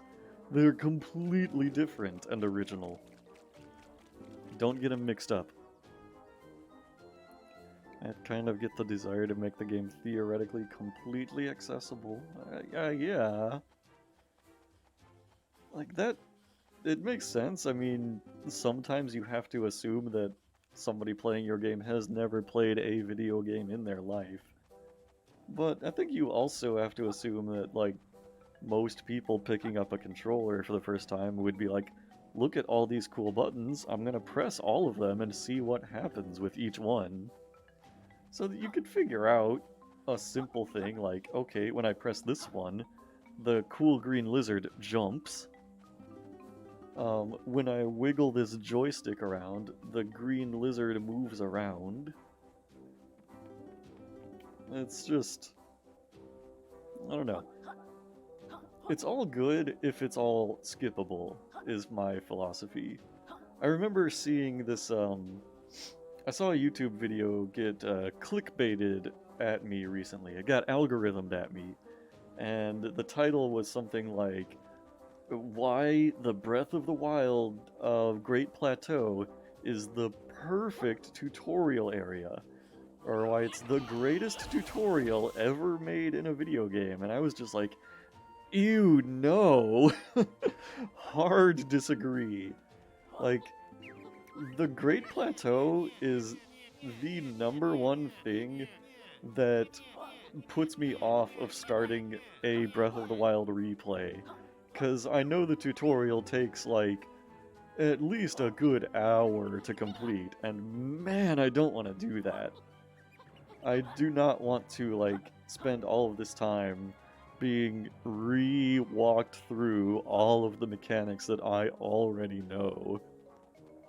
Like, being like a first-time tutorial is one thing, but for me, the mark of a good tutorial is like, how much of a drag is it going to be upon replays? And the Great Plateau, I haven't done a replay of Breath of the Wild, but I know it would be miserable. I know that would be like my least favorite part of replaying that game. And I do not want to do it. Also, my game seems to have lost all sound effects and music. I don't know why this happened. I feel like I should be quiet now because the game is being quiet. That is not just a stream thing. The game itself is no longer making sounds.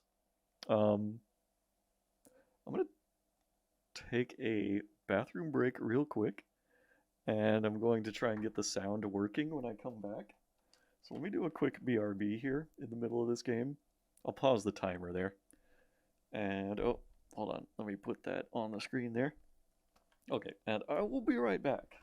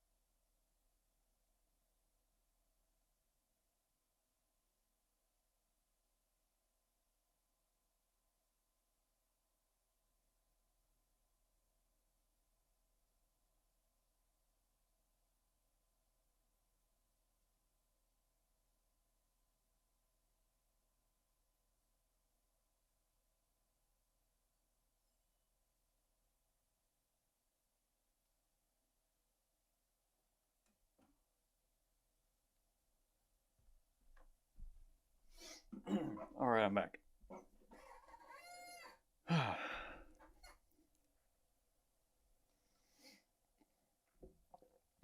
Okay. Let's see. Um, what happened to all the sound effects? Oh, let me get my BRB off the screen there.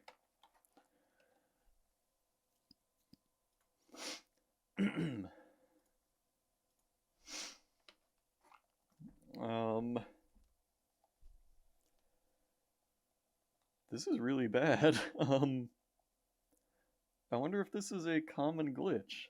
Also, why is it Shovel Knight on the options? This is bad. I think I need to try and relaunch the game. Alright.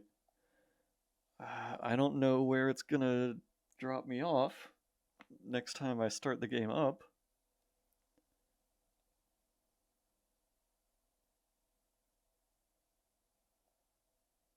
Yeah, there's not even any sound on the main menu.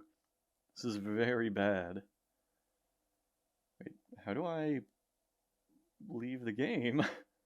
Where's the exit game button? There it is, hidden in the options.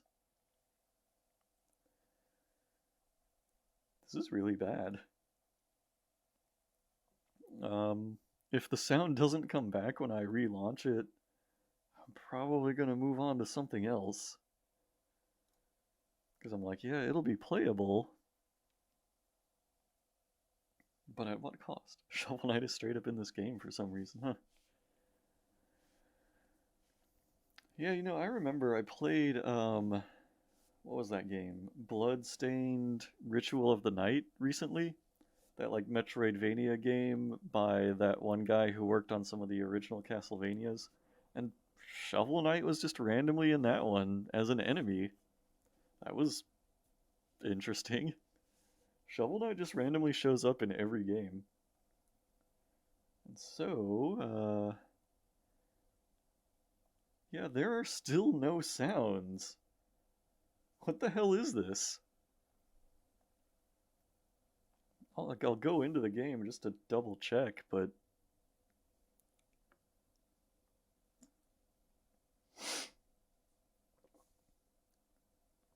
how can this have happened? Just no sound, no music, nothing. It's all gone, and I don't know how to get it back. I'll probably have to just, like, completely reinstall the game if I want to get sound in here. Oh, wow, that is like an egregious glitch. Like, just whew. Straight up, that is a glitch bad enough that I don't want to play the game anymore. I don't know, I mean, would you play a game where you just suddenly lost all sound effects?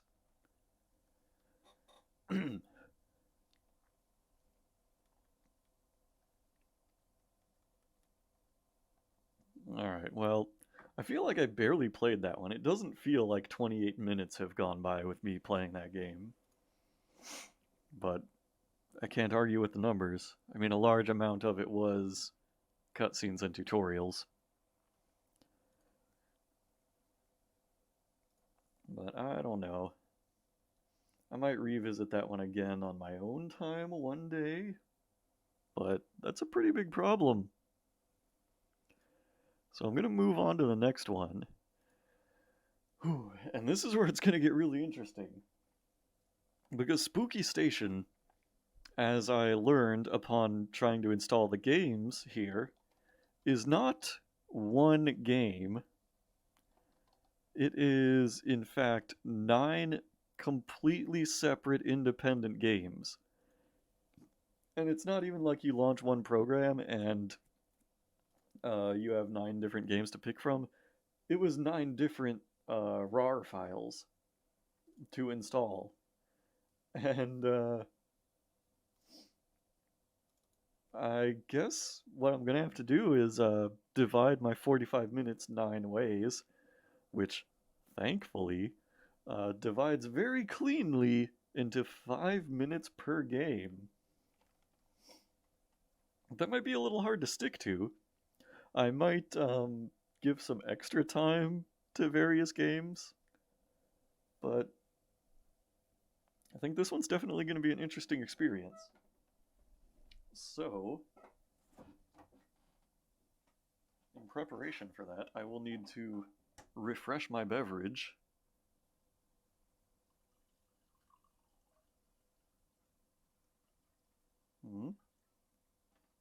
Got that.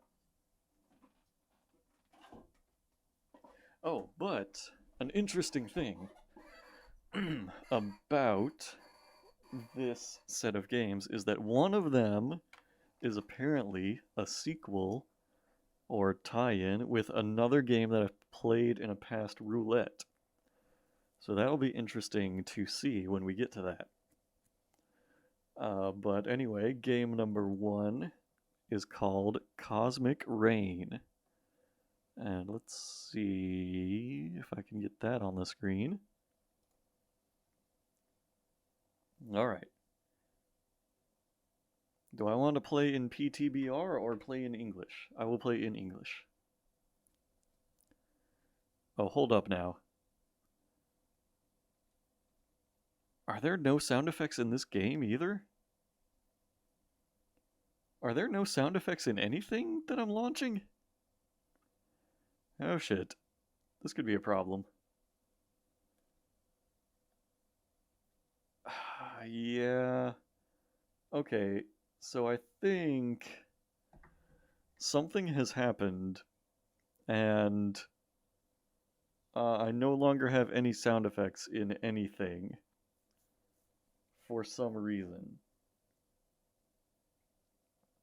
What could this mean? What could be causing this? Ooh.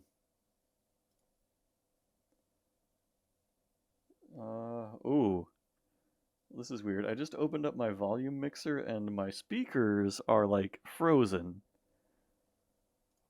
They are they have like a line in the volume bar that's just like stuck. So that's really worrying.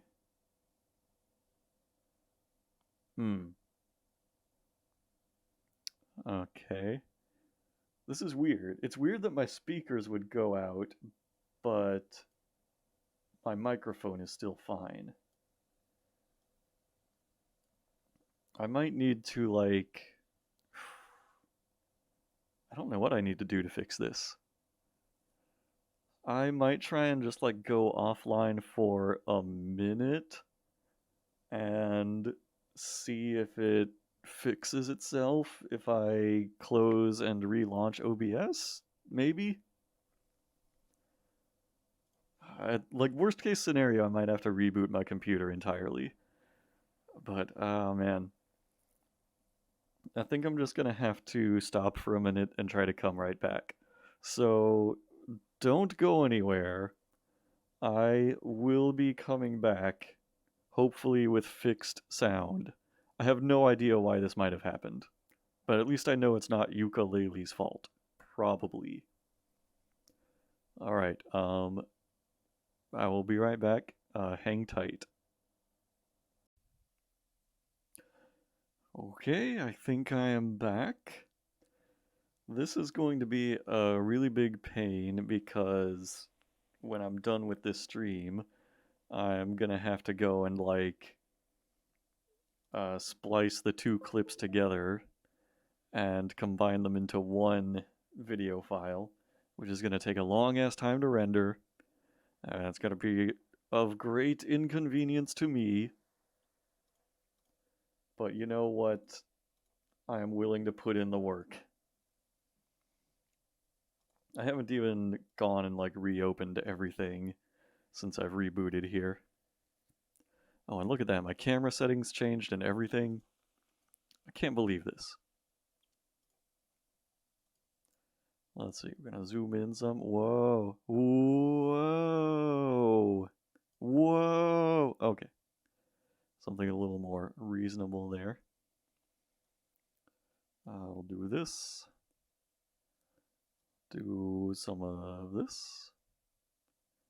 Okay, okay. Oh, oh, oh. Okay. That's probably close to what it was before.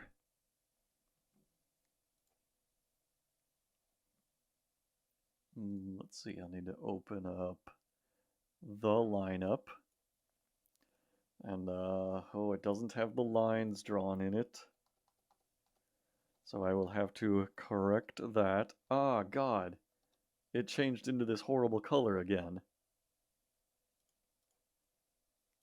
There we go. Do this, do this, do this. I had no idea this would be such a troublesome stream when I started it. I have no idea what caused the sound issues, but it's something I've seen before on my computer. Usually it's when I'm trying to get something advanced to work, like launching voice meter, or like trying to change input and output devices. But I have no idea why any of that would have changed when I'm in the middle of playing ukulele. I don't get it at all.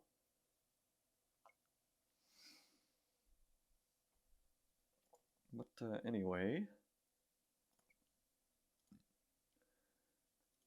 let's see. I was about to get started on Spooky Station. Let's see if that let's see if it saved my stream information on here.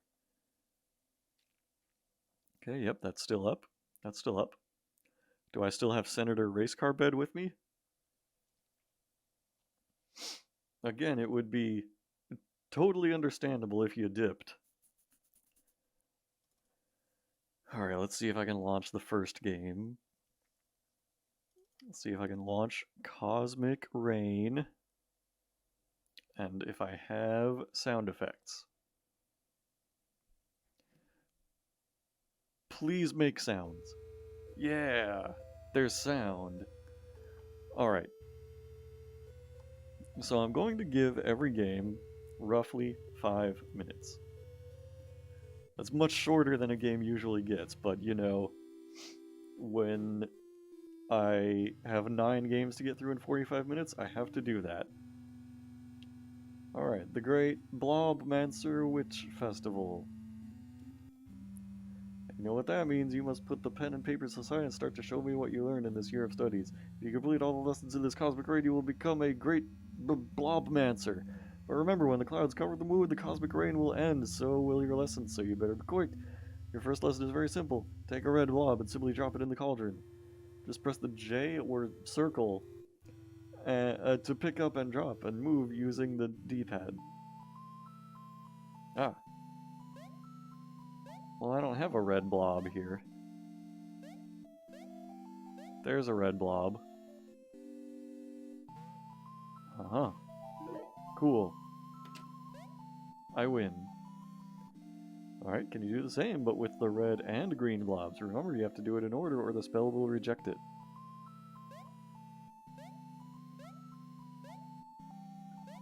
Okay, okay. I think I can do this.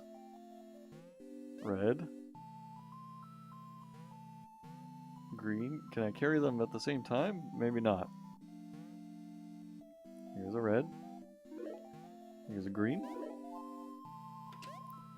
Alright. Let's see if you can figure it out on your own. I think I can. Alright. I need red, green, blue. This lesson is where the real challenge begins. Do you see the pumpkin boy? You will need his head for this recipe, and for that you must use the blob powers. Put 3 blobs of the same color in a vertical line to make them pop. With the alchemy of the explosion, you will get a blob potion. For every different blob color, there is a different blob potion. Okay. Ah! I've been hit.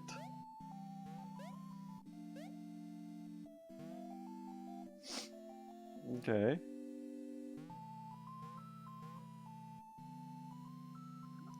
Alright, there's 3 red ones here. I have a potion now. Oh, well, let me go ahead and put each of the blobs in the thing here.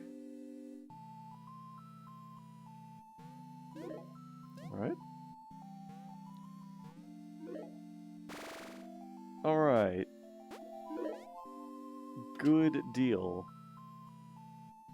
Alright. Blob pop.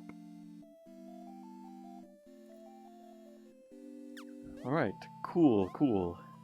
We need red, green, blue. Alright, and then I need a pumpkin head. Let's see what happens when I get 3 blues. Ooh, it's a looping screen. Alright. Alright. Got it. Nice. The flying furry cutie. It's a moth boy. Catch its feather. Oh my god.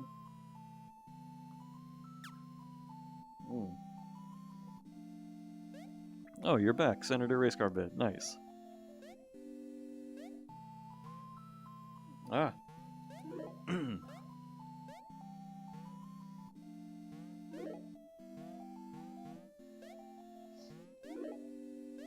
Alright. Now, I don't seem to need the Moth Boy's feather for this spell or whatever.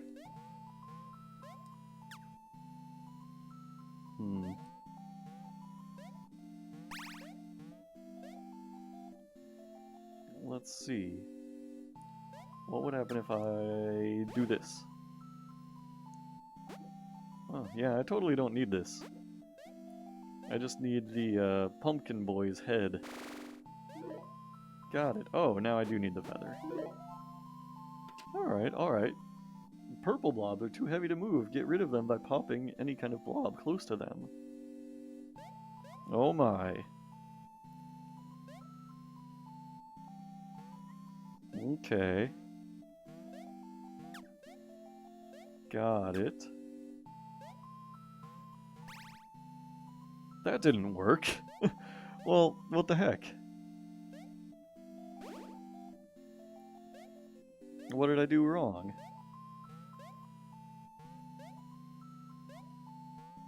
Maybe I should, like, I don't know, put them side by side? I don't get it.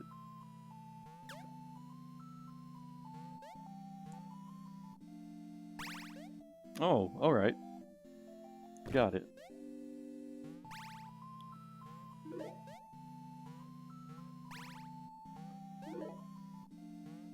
Okay.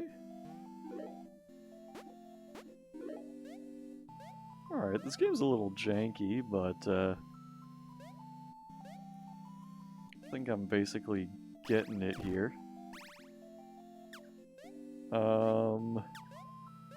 The moth boy seems to be burning to death, but he's not dropping his feather. It's a problem for me. Okay. Giant leaf blob in the way to the cauldron. Okay, well, I'm about I'm about out of time for this game, unfortunately. It's already been 5 minutes, so I have to quickly move on to the next one. There we go. I didn't even get through the tutorial. So the next one is called Cursebringer. I guess I didn't really need to reset the timer. But, let's see. Cursebringer. Ooh. English or Portuguese? These must all be, like, Brazilian games or something.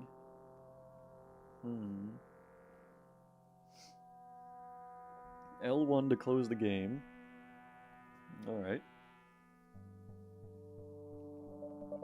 You are a Cursebringer, a member of a secret coven of witches responsible to carry out the death curse on marked targets. You have been summoned to headquarters in order to receive your next assignment. Do I have to use the mouse and a controller? Alright. Traditional corporate buildings look the same. It's hard to know what's actually going on inside them. A perfect disguise. People come and go, wearing suits and carrying briefcases, looking indistinguishable from the rest of the company folk of the financial district. Except the briefcases are filled with spellbooks, pictures, and documents about marked targets, herbs, plants, and magic powers that are not cocaine. Unlike most of your white-collar neighbors. Go to the reception. Alright. Alright, this has to be like more than text. I have to get to some actual gameplay. I don't have time to go through all of this dialogue in 5 minutes. Something about sushi? There is no time for this. Unless this is like a text adventure. Man, I hope this is not just a text adventure. Otherwise, I'm skipping the entire game here. Observe your target. Plan the ritual. Okay.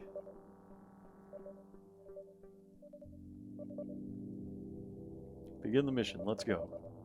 I have read none of this.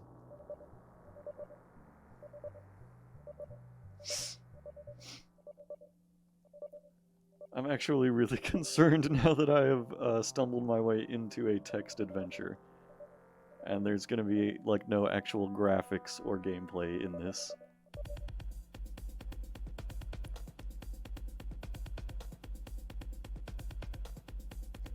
Man, I picked the wrong game to skip all the dialogue because I just clicked next, next, next, next, next.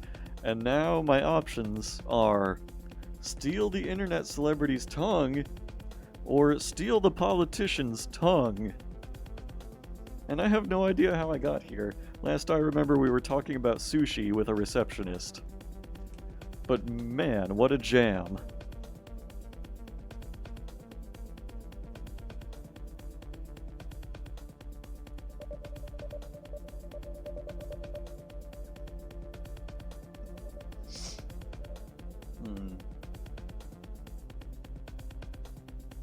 Yeah.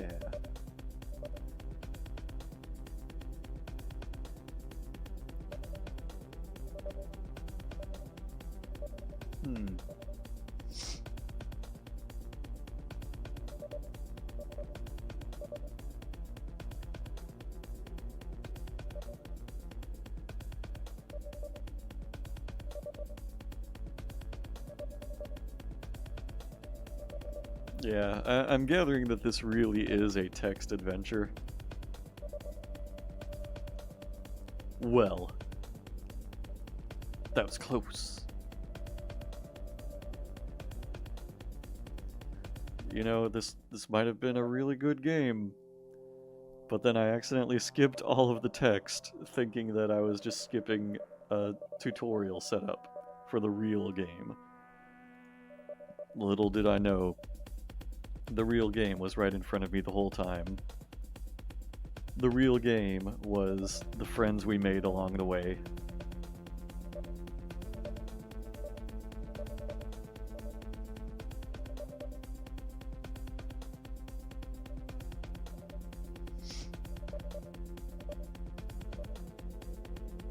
Yeah. I feel a little guilty now. This was like a text adventure all along. Sushi. Well, it all came back. Did I die, maybe? I think maybe I got to the ending. Maybe I picked the wrong options in this choose your own adventure and then I died. But, well, good thing L1 closes the game. And okay, I'm not going to stop the timer this time. I'm just going to move on to the next game, which is called Killing Moon. Let's see. I think this is it. Oh, it launched a very small window.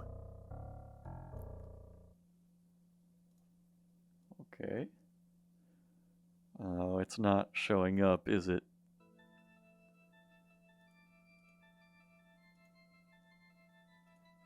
Here we go. I got it to show up. Wow, look at that.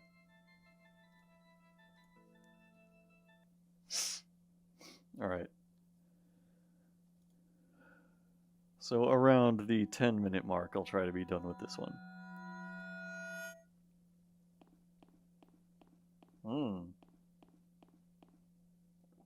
Ash, it's the Evil Dead. Man, I really didn't want to come here today. Where is RJ and Barbara? Oh well, guess I'm a bit early. Let's look around. Oh, okay. I like the implication here that my items are all held in the fly of my pants. Like, I have to just reach in there every time I want to grab an item.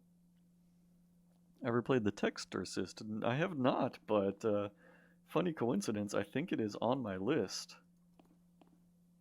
Santo. Isn't she adorable? I'm gonna marry this girl. Am I carrying a giant pair of scissors as this character?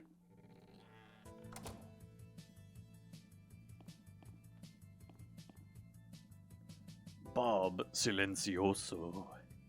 Oh my god. And Jay. It's a Jay and Silent Bob reference.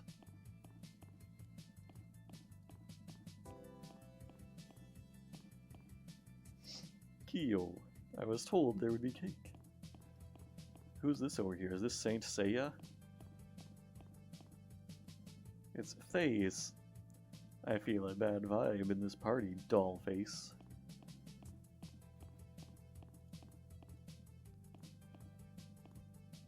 Alright. Do I have different actions in this game, or do I just click? It seems like I just click. Danilo says, "Where is the booze?"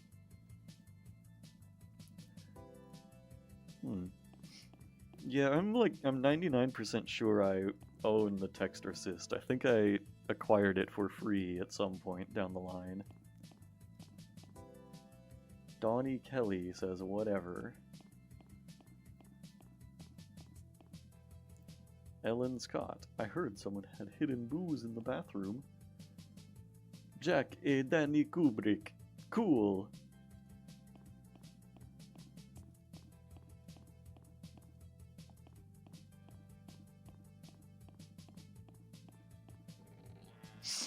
Alright. What is this item in my items? I didn't remember putting this thing in my pocket. Well, okay, great. I wonder what this thing is. Also, I love this banner up here that just says Halloween. It's locked. It's locked. The dog will not let me pass. He wants something. He want this?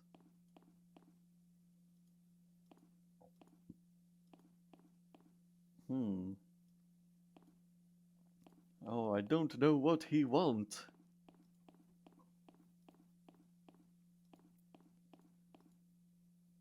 I think I forgot some cupcakes in the oven. Nice party, Anne. It's a pity that there is so many people in it. That's what makes it a party. Did I talk to this guy? This is Bruno. I'm dying for some smokes.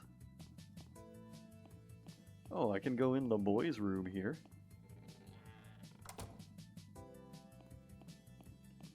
Oh, I think I see an item.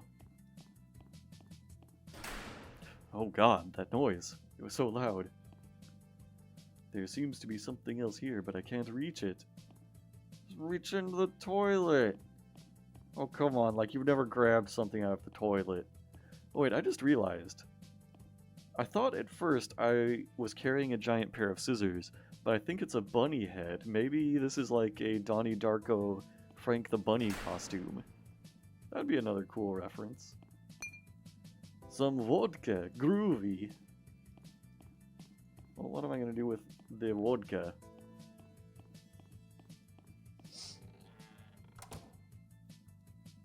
Hey man, this party is pretty lame. I think I have the solution. Let's go outside. Hey, wasn't Barbara here just now? You know how she is, just like a cat, coming and going, whenever she feels like it. Let's look for her. I need to ask her something. Whatever, I will look outside. This guy dressed like a Castlevania... I don't know. Oh, there's Daria. Yep, Daria. Just straight up. Excuse me.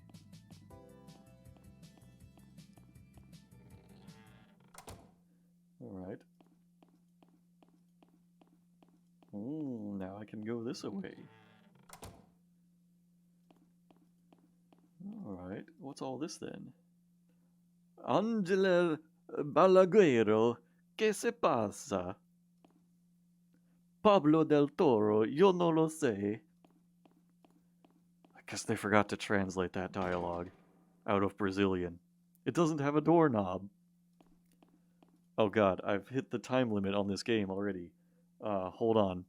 I have to stop now. That's it for Killing Moon. Sorry, Killing Moon. The next game is called Spookids.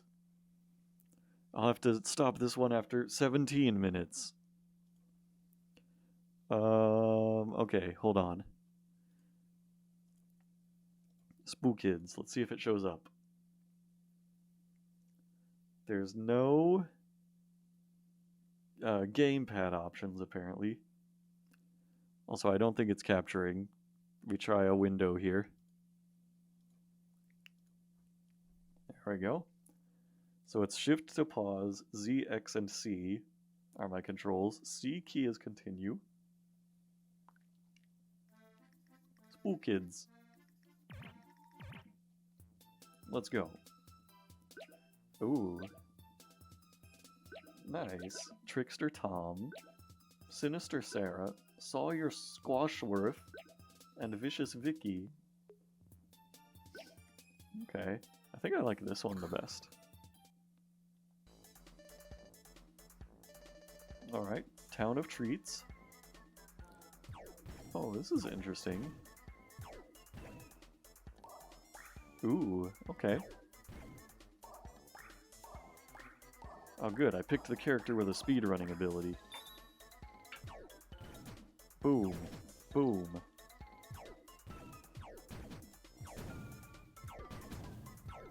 Alright. This is kind of cool. It's like a little Zelda-like speedrun. Let's go. Oh god. I love these unseasonable Halloween levels, or Halloween games. Oh no, I can't go in this house.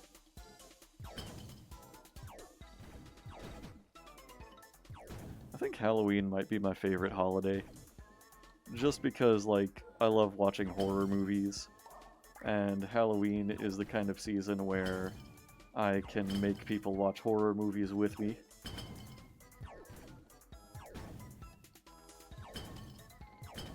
But, I mean, it's also nice that it's in the fall, and it's, like, around my birthday. Ooh, look at that weapon upgrade. Nice. Whoa.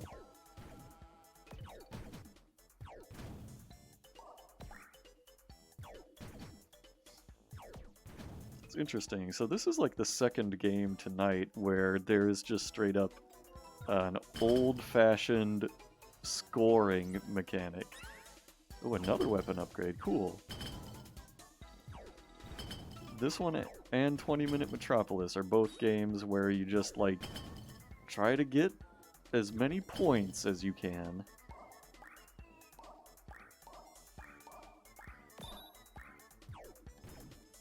Alright.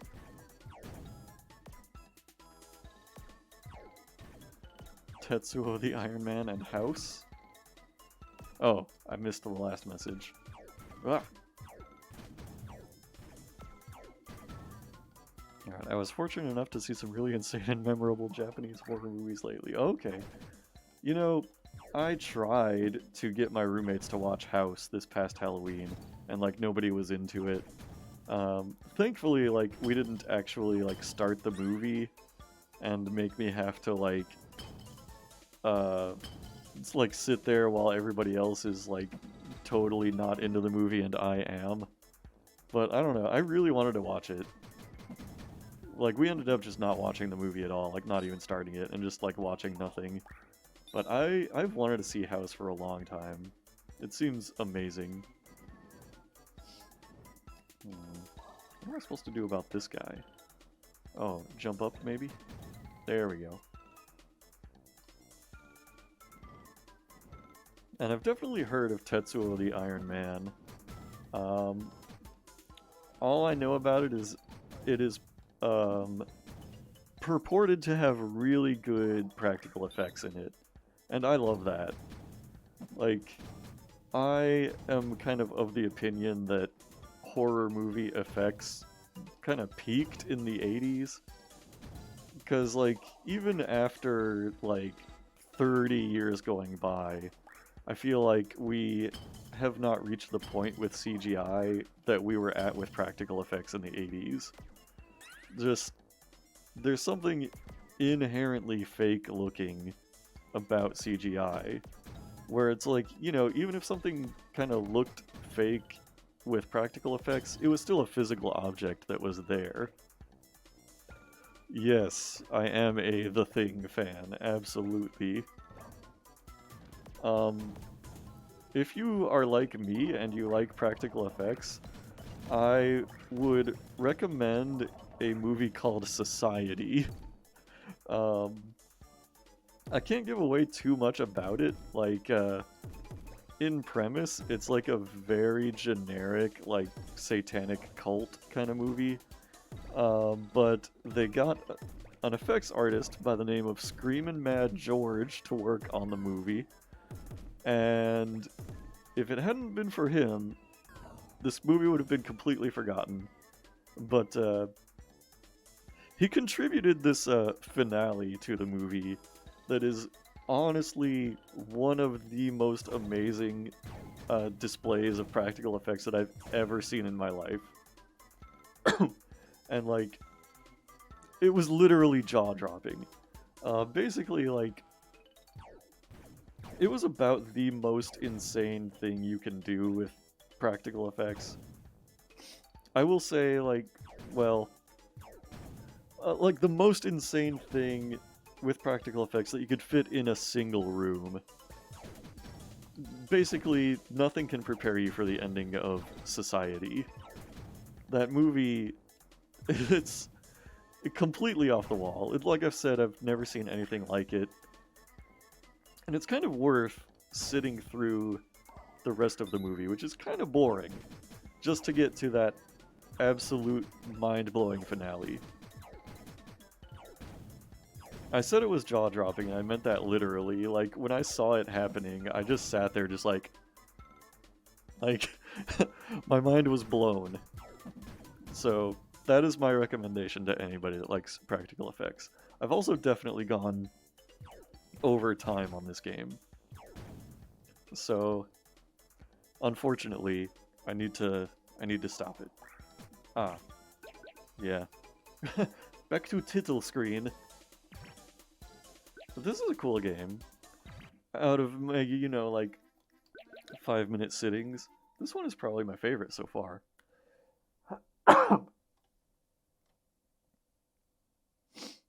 Yeah. Like I said, the Joker. Yeah, Society, like, for like 90% of the movie, it's very unmemorable, like very generic, but it is totally worth it for the build up when you get to the end, and you will just like, you will lose your mind.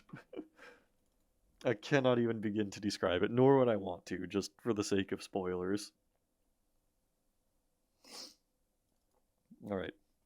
The next game on my list is called Spooky Cooking, which is a very intriguing concept to me. I always like it when a game has a cooking mini game. And now this looks like a phone port.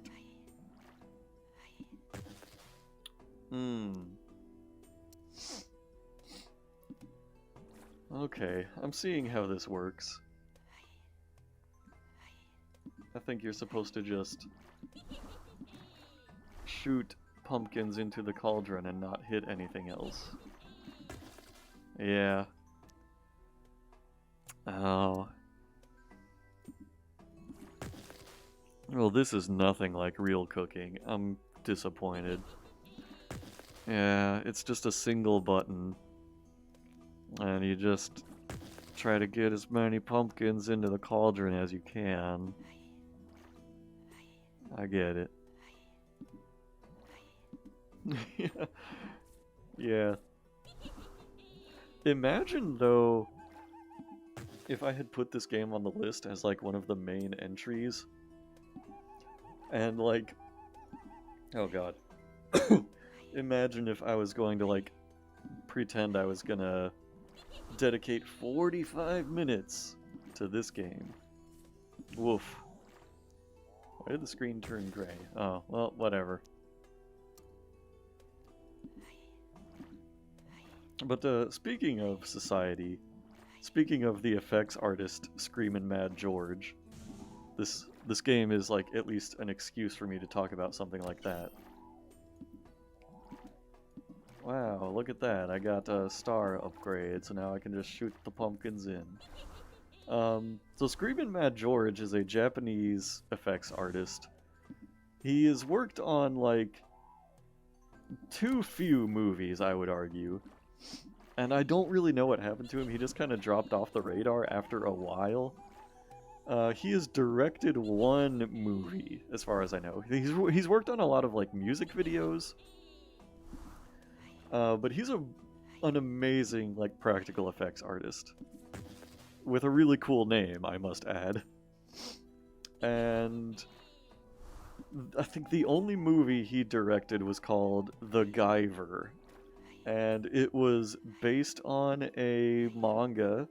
It has had at least one anime adaptation.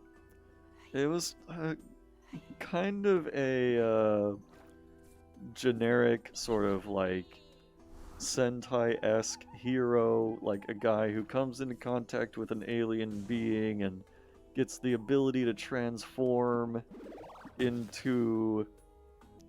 Okay, I picked up an upgrade and I don't even know what it did.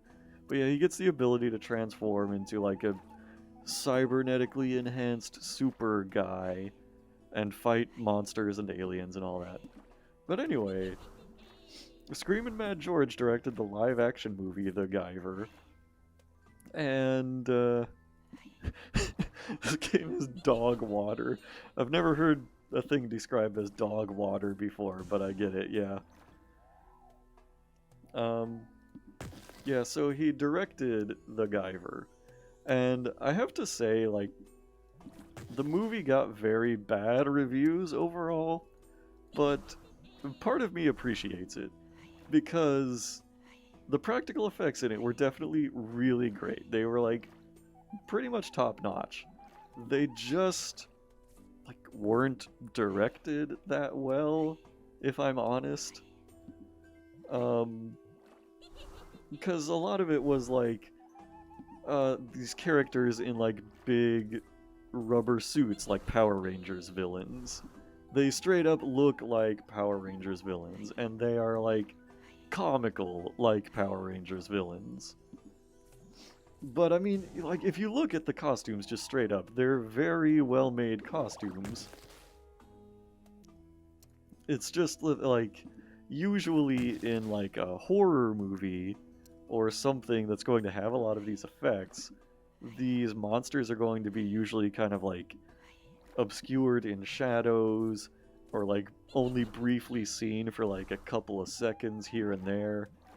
And the issue with the Guyver is that these monster costumes were, like, very well lit and just out in the open the whole time. And so you kind of start to see, like, the little flaws in the costumes at that point. Like, you see that they have these big floppy rubber feet on the bottoms of the costumes and stuff. And they kind of lose any semblance of realism that they had. And it just kind of, it turns comical after a while. So it was a very flawed movie, The Guyver, but definitely, like, you could see the quality in the costumes and the effects shining through. Anyway, the Guyver sounds like what someone who is trying to be funny would call MacGyver, yeah. Okay, so I spent a whole 5 minutes talking about the Guyver, of all things. Let's try another game. This next one is called Thursday the 12th. Let's see if this one will come up. Spooky cooking so far was the biggest disappointment. Sorry to say. Oh god. Jesus Christ, how horrifying. Wait, so this is play movie. Interesting. Is this even a game?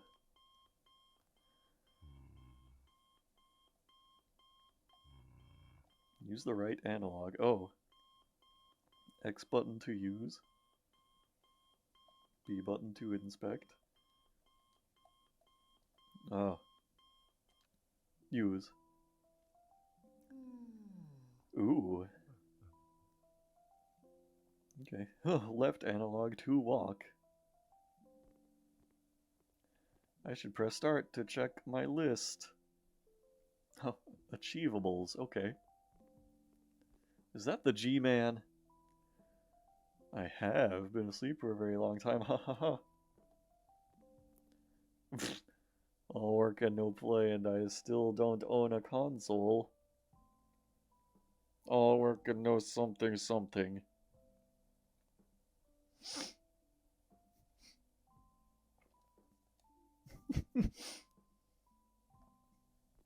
Alright. Johnny. That's me. And that's my diary where I put my list of things I shouldn't forget tonight. Hold Y to read the diary. Oh, okay. Wake up, cereal, mask, tools, shower, jacket, car. Alright, let's go find cereal. I'm ready. Serial killing for dummies? Oh man. Oh hi Fishy, having fun today? Oh hi Mark. Oh hi Doggy.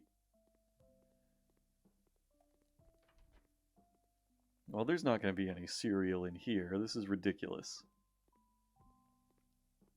But where the hell else am I going to go? Well, maybe I can just shower first.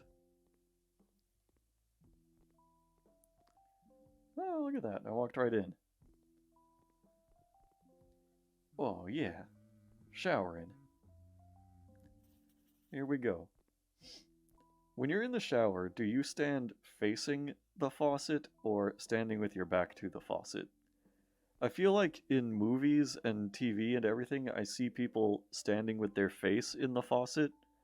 But, like, when I take a shower, I'm usually standing with my face away from the faucet. Because, like, I like the water on my back. I don't like it, like, blasting me in the face. So, I don't know. I feel like I'm the weird one because I'm different from all the people in the movies and, like, the TV and everything. The shampoo commercials.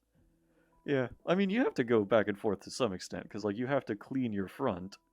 But, like, when I'm just idle in the shower, I'm usually, like, standing with my back to it. Like, if I'm just enjoying the warm water, I'm, like, standing with my back to it. So, I don't know. Okay, shower is done. Let's see if I can do cereal now.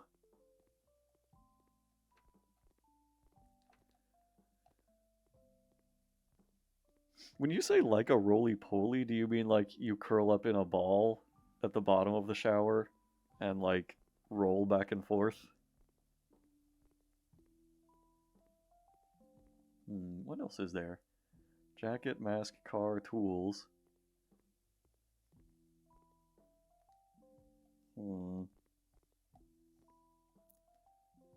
Let's feed the fish.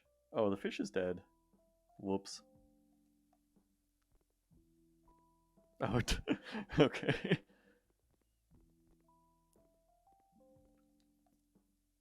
I'm not a beach person. I don't like sand. It's coarse and rough and irritating and it gets everywhere.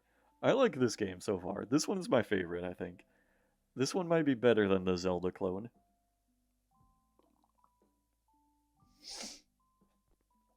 Well, do I need to read Serial Killing for Dummies? Bad hair day. Is that supposed to be a mirror? Best teeth in the game. You go, little birdie.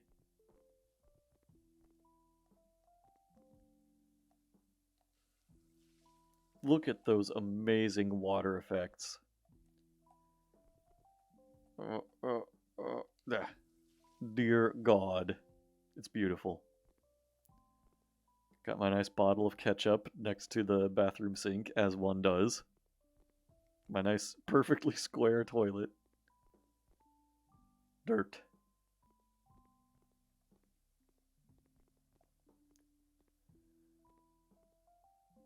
Fall. I don't know what else I can really do right now. Oh, here we go. Nice, nice. Well, hi, Daddy. How's it hanging? Sup, Dave? I want one of these to say, oh, hi, Mark. Sup, Steve? Looking good. Ha ha ha. This game is great, honestly. This is like the kind of dialogue I would write. It's so simple. It's so straight to the point. Knife to meet you. I love it. This game is great. I might need to just play the whole thing. I think this one gets more than 5 minutes. Killer's severed hands. Yummy cereal. Oops, I mean cereal. I love this. Wait, you'd only know the difference if it's written. Who is reading this? Nice, nice. Added the milk. Yum. This is beautiful. I adore this game so far. Let's see, I still need mask, car, and tools. Love that I just have a brain in the microwave. Oh, here's my tools, I guess. I wonder which one I'll use today, haha. Better be prepared for anything. You know, it's funny that there's a spoon there. I remember this like old YouTube video. Like this must be probably like 10 years old or something. That was called The Extremely Slow Killer with the Incredibly Inefficient Weapon. And it was about this like Spectre type character who followed a guy around and smacked him with a spoon, and he just kept like hitting him with the spoon like over and over again. And like at first it's just like mildly annoying, but the video goes on for like 10 minutes and it's just like driving this guy insane. I kind of loved that. All right, let's take it. So I like to imagine that that's the character I'm playing as. Oh yeah, gotta do the dishes. Morning guy. Whip.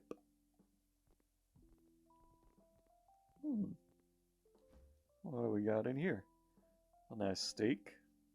Okay, some eggs. How to make cereal. That's beautiful.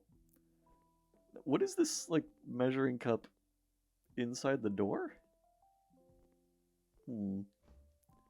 Oh, got some hands in the freezer. Nice, nice, as one does.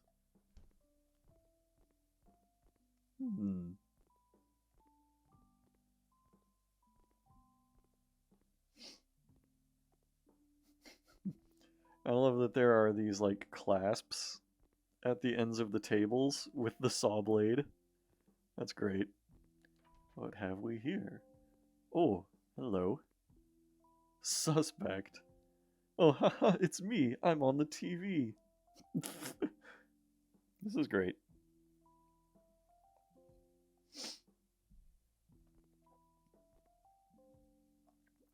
You look great today. I love you, darling. Mwah. Oh, hi, doggy. Cute as ever. Alright. Well, hey, you can pet the dog, so that's great. Oh, haha, the kids love it. Now I just need... Wait, I got my tools, right? Don't I already have tools? I picked them up. Maybe there are more tools that I need. Oh. Peril. Ah, okay, these are some tools. There we go. Gonna need those. Then it's just car. I need to complete my list before I leave. Right on. What a nice little game.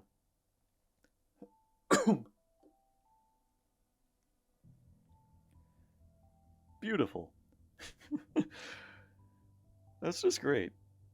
Honestly, it's like this is a game that was meant to be played in 5 minutes.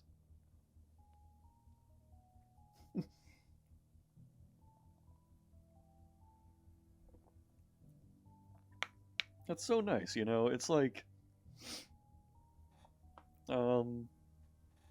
you would almost call this a puzzle game, but like it's not really. It's just kind of like an exploration game. And it was nice, you know, like short, snappy, charming dialogue. Really liked it. It's exactly what I look for in a game roulette experience. Very nice. Alright, so I 100%ed Thursday the 12th.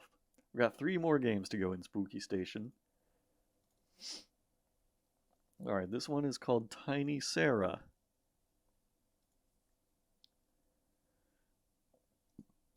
Let's see if I can get that one on screen.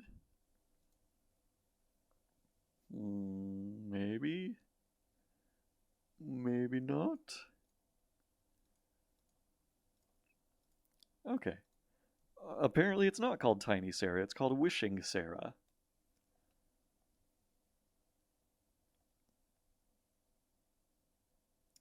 Oh god, please tell me I didn't lose all sound effects on my computer again. I don't hear any sounds. Hold on. Hold on. I'm about to have to exit this game. If I can figure out how. Please tell me they just like intentionally made a silent game. Oh wait, no. Suddenly there are sound effects. Wait, kind of. I think? Yeah. My like equalizer on OBS is like staying at exactly the same level, but I assume you can hear the music, right? Alright, there's something on the TV. Ooh.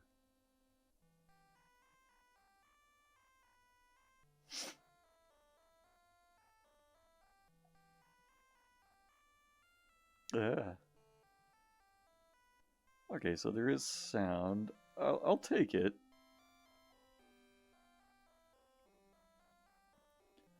So I think this is the one that is a sequel to a game I played several roulettes ago called Dreaming Sarah. I'm not sure what is going on with the sound here. Because, like, I don't hear any sound right now, but OBS is telling me that there should be sound happening. I don't know.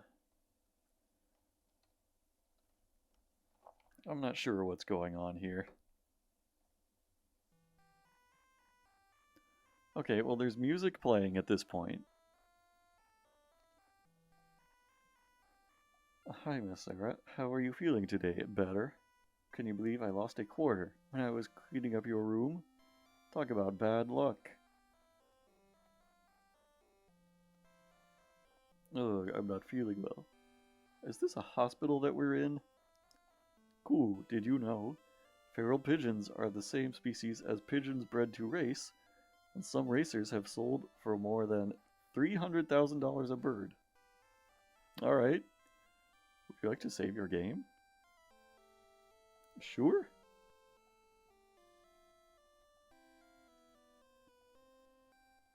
Alright. I'm not sure, hold on. I'm trying to, like, minimize the game and see if I can, like, get some other sounds playing, you know? I'm trying to, like, test my, my sound effects and see if they're really working properly. I missed the part where that's my problem. I think it's working. This game just gives me like a really weird bar for my equalizer. Oh, let me pull up that timer again. There we go. Okay. Where was I? It's weird to me that there is a save game feature here. Like, how long can this game be?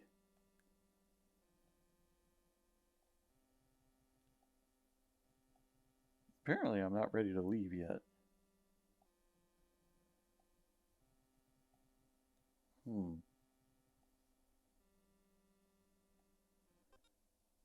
Okay, I've got a couple of buttons.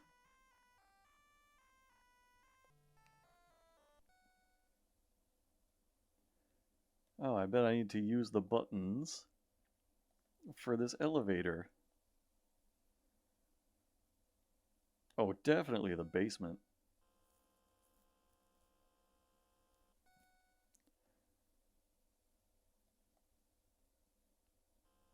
Okay, I already said basement. There we go.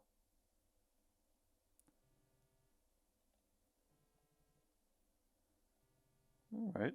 So this one is supposed to, like, evoke the feeling that you're playing a Game Boy game, from what I gather.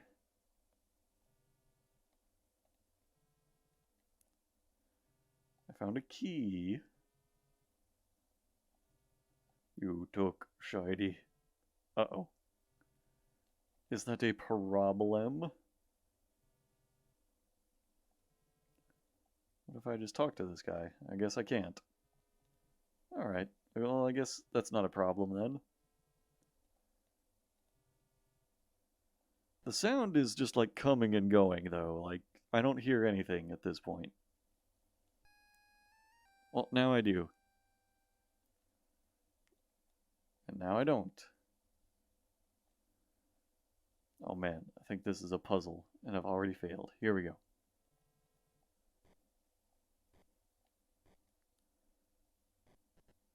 There we go.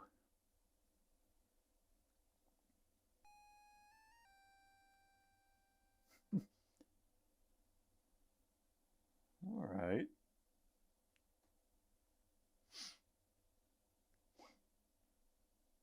I would probably play this if it was on the Game Boy. Seems like it would be a pretty good Game Boy game.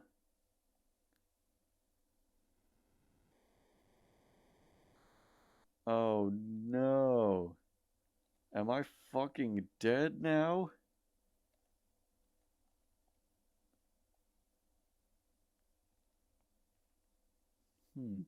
It's cool that the game comes with its own like built-in screen borders. Oh man, looks like everybody's dead. I take the broken wristwatch.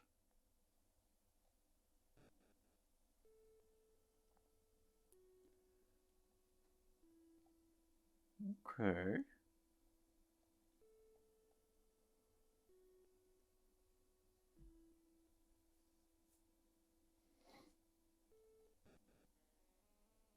Oh, what? Oh, it's one of those first-person maze games. I hate this. I hate this style of game, honestly. I always have, even when this was like a modern and relevant type of game. I can never tell where I am in one of these games.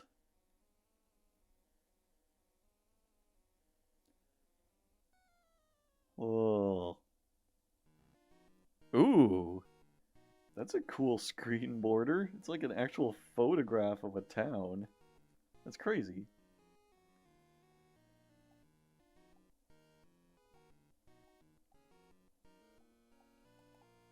Hmm. Okay. I'm going to say that my 5 minutes are up in this game, though.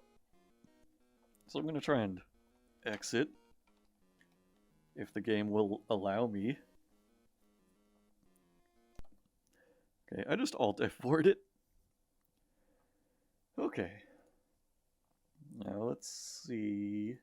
How many games are left here? Ooh, 2 more.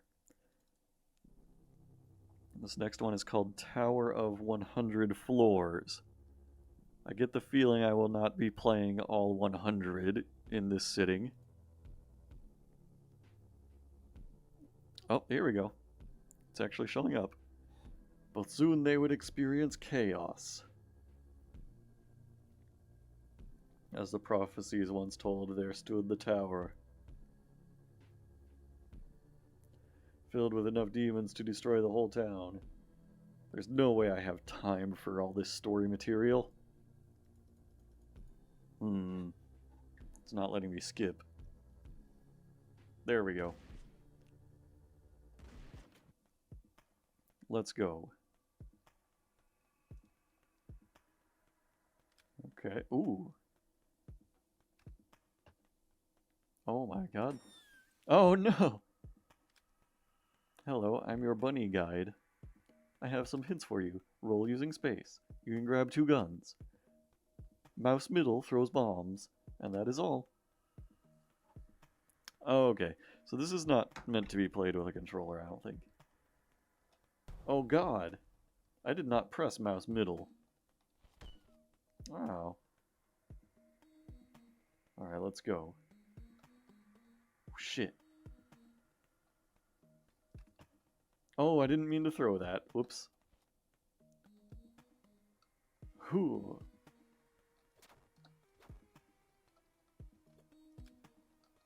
Oh god. Oh, I have died.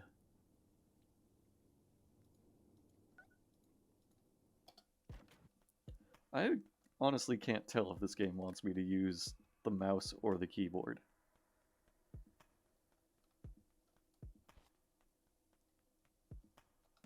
Oh, okay. Oh, this was a different room than before. Oh, look. That's me dead. Spooky. Ah, so many bees.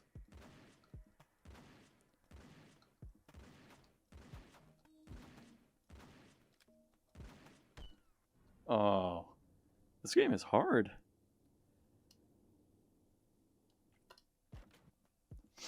The game's art style is very well put together. You mean the Wishing Sarah? Yeah, it looked good. It looked like a legit Game Boy game. I could see it. So many bees! Not the bees!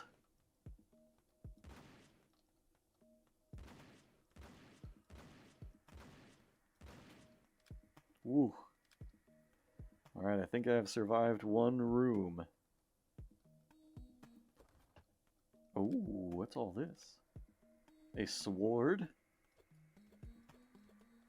I'm curious if this is one of those games where, like, you can use a melee weapon to deflect or destroy projectiles. Oh, God!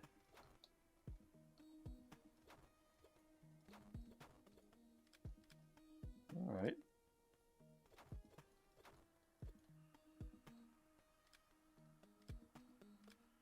Okay. I like the sword. I don't like my dead body being there.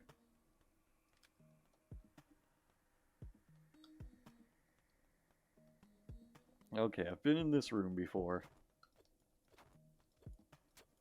Oh, I can deflect projectiles with the sword. That's awesome. Silver grapple on the roulette list? I don't think so. I don't think I've heard of silver grapple. What platform is that on?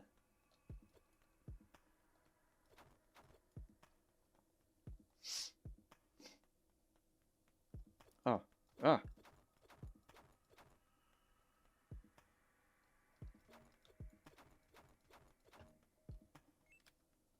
Yeah, this is a pretty legit game too, honestly.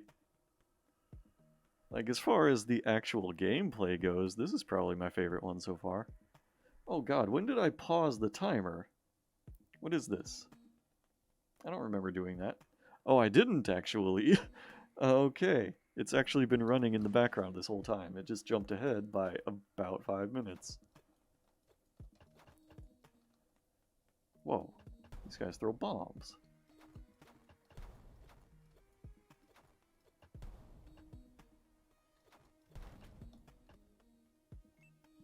Okay.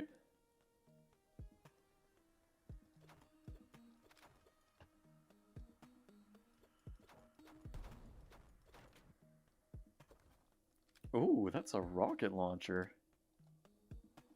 I want that. I want it.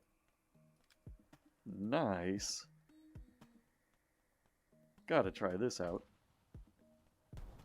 Ooh, it kind of follows my cursor. That enemy just stole it for like 1 second. That was horrifying. Boom. That is awesome.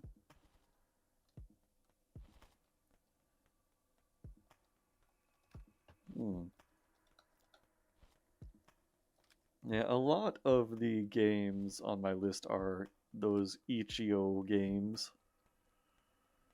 But I'm only playing stuff that I personally have received for free that normally is not free. So I don't know if Silver Grapple falls into that category. Ah. Oh, I don't even know what just hit me, but it's definitely been 5 minutes, so I will say that that's done. Really fun platformer that uses grappling hook physics. That does sound like fun. Thing is, like, most of the games that I put on the roulette are not, like, inherently free games, but games that I just happened to get for free in a rare exception. Or they are games that I just straight up bought and haven't gotten around to yet.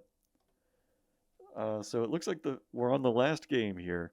This one is called Worship the Demon Lord with Friends. Alright. Let's see. Can I get it up here?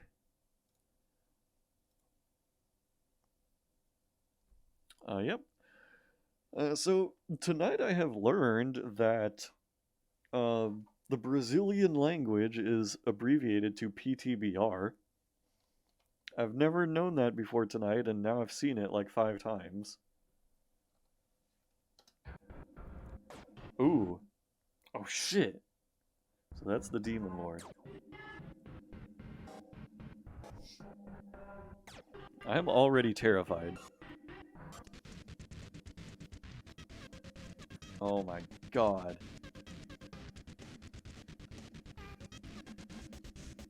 What is this? Okay, how do I worship the Demon Lord? Do I just have to stay alive?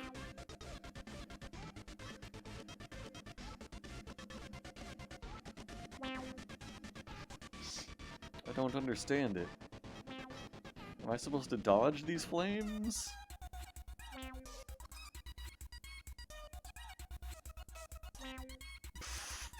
I don't know what I'm doing here. I'm gonna try and survive for the next, like, 15 seconds and see what happens.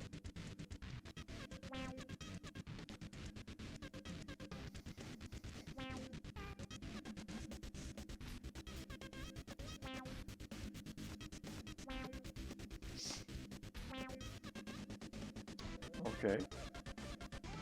What is this? Oh. Oh.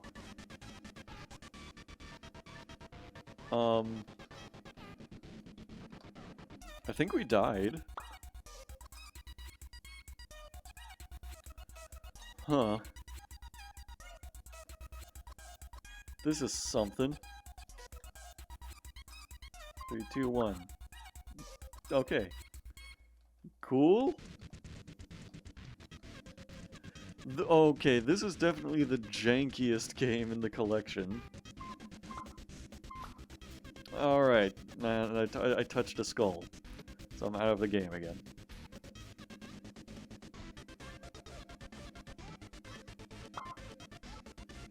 That time, it just, spawned me on top of a skull. Powerful flash game, yeah. Go through the Invisible Labyrinth. Oh my god. 100% I have played much better Flash games than this. So many superior Flash games. I kinda hate this. Take this something for something.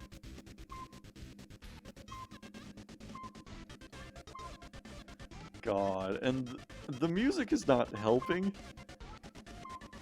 I kind of get the, like, musical aesthetic they're going for, but I don't think it really lands. Alright, I guess I'm supposed to collect these things. Is the Demon Lord supposed to be, like, a second player? Because it's definitely showing, like, multiple scores.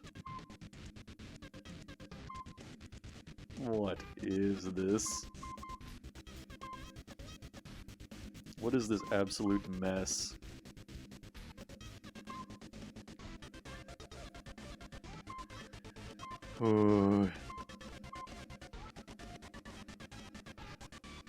Okay, play my favorite song. Oh my god, now it's a rhythm game. Oh.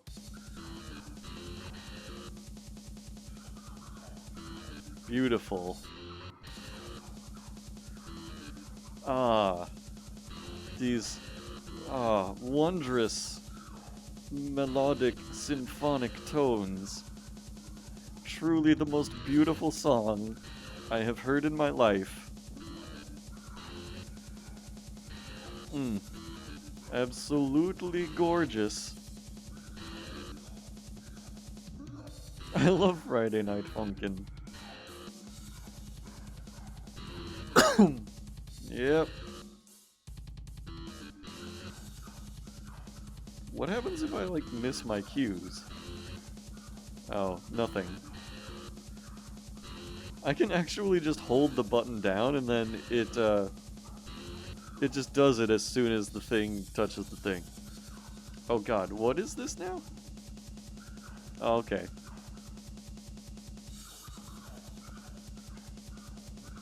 Oh man. Mark of quality right here. I'm holding down a single button right now. That is all I'm doing. And my score is going up.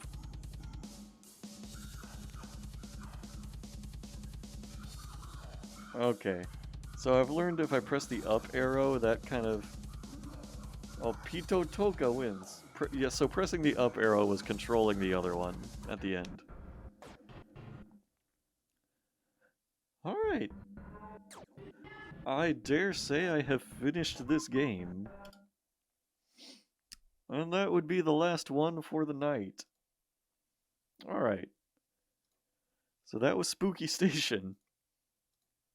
That was quite an experience. Definitely a lot of, like, highs and lows in each of those. Some of those definitely needed more than 5 minutes to really appreciate, and I just, oof, man, did not give them enough of a chance.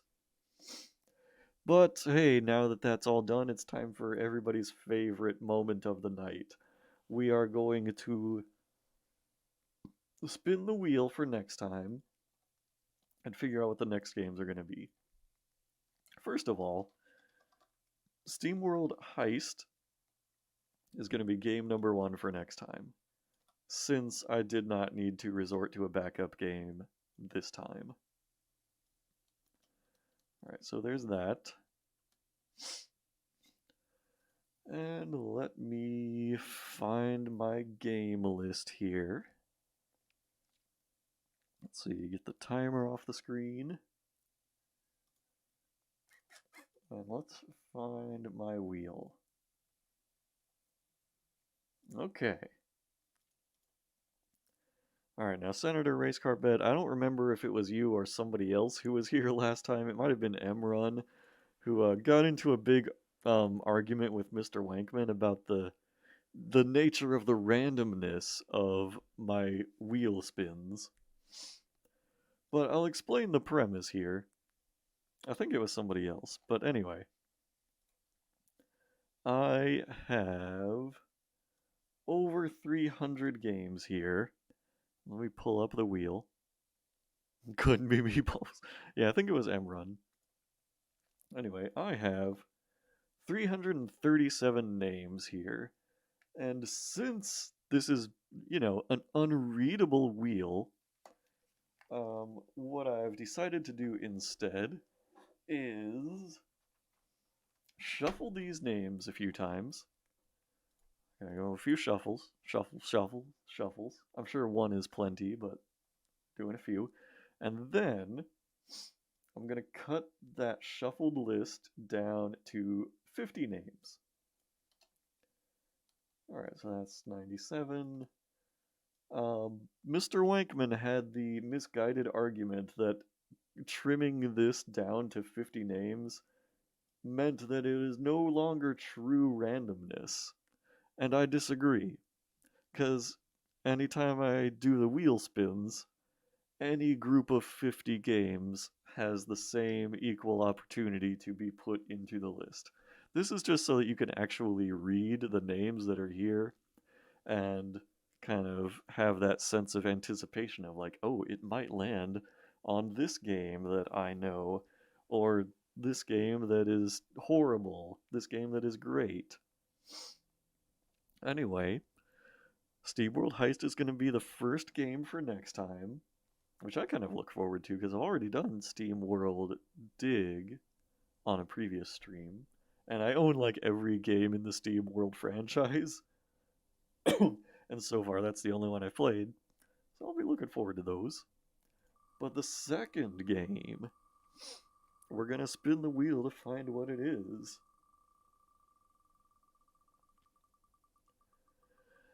After SteamWorld Heist, the next game is gonna be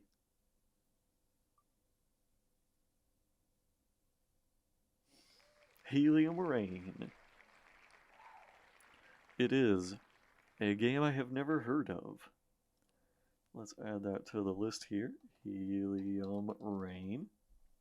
I know nothing about that one. I'll remove that one from the wheel. Bring it back up, and let's see what'll be game number 3.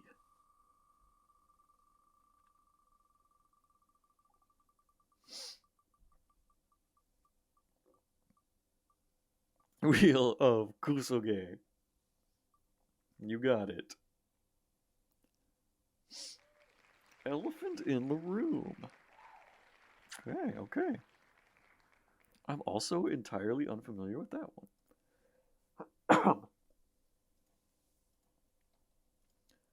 You know what?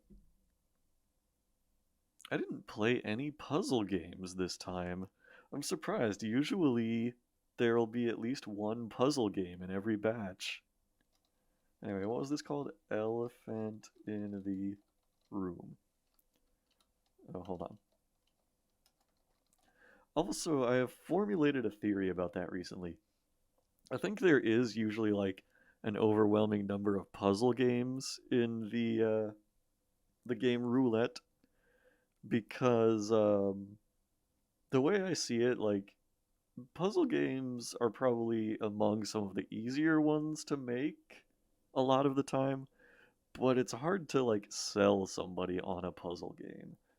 Like I feel like a general audience isn't that drawn to puzzles just as a concept, but they will play through puzzles if they appear in a game.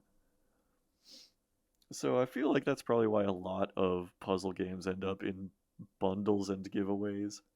Because, it's the developer getting some exposure. It's getting some attention that they might not have otherwise gotten. It makes sense.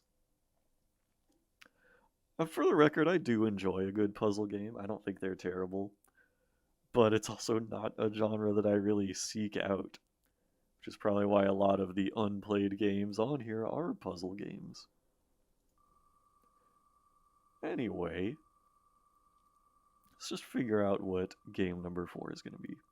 The visual novel was puzzling, but I think it was kind of for some of the wrong reasons.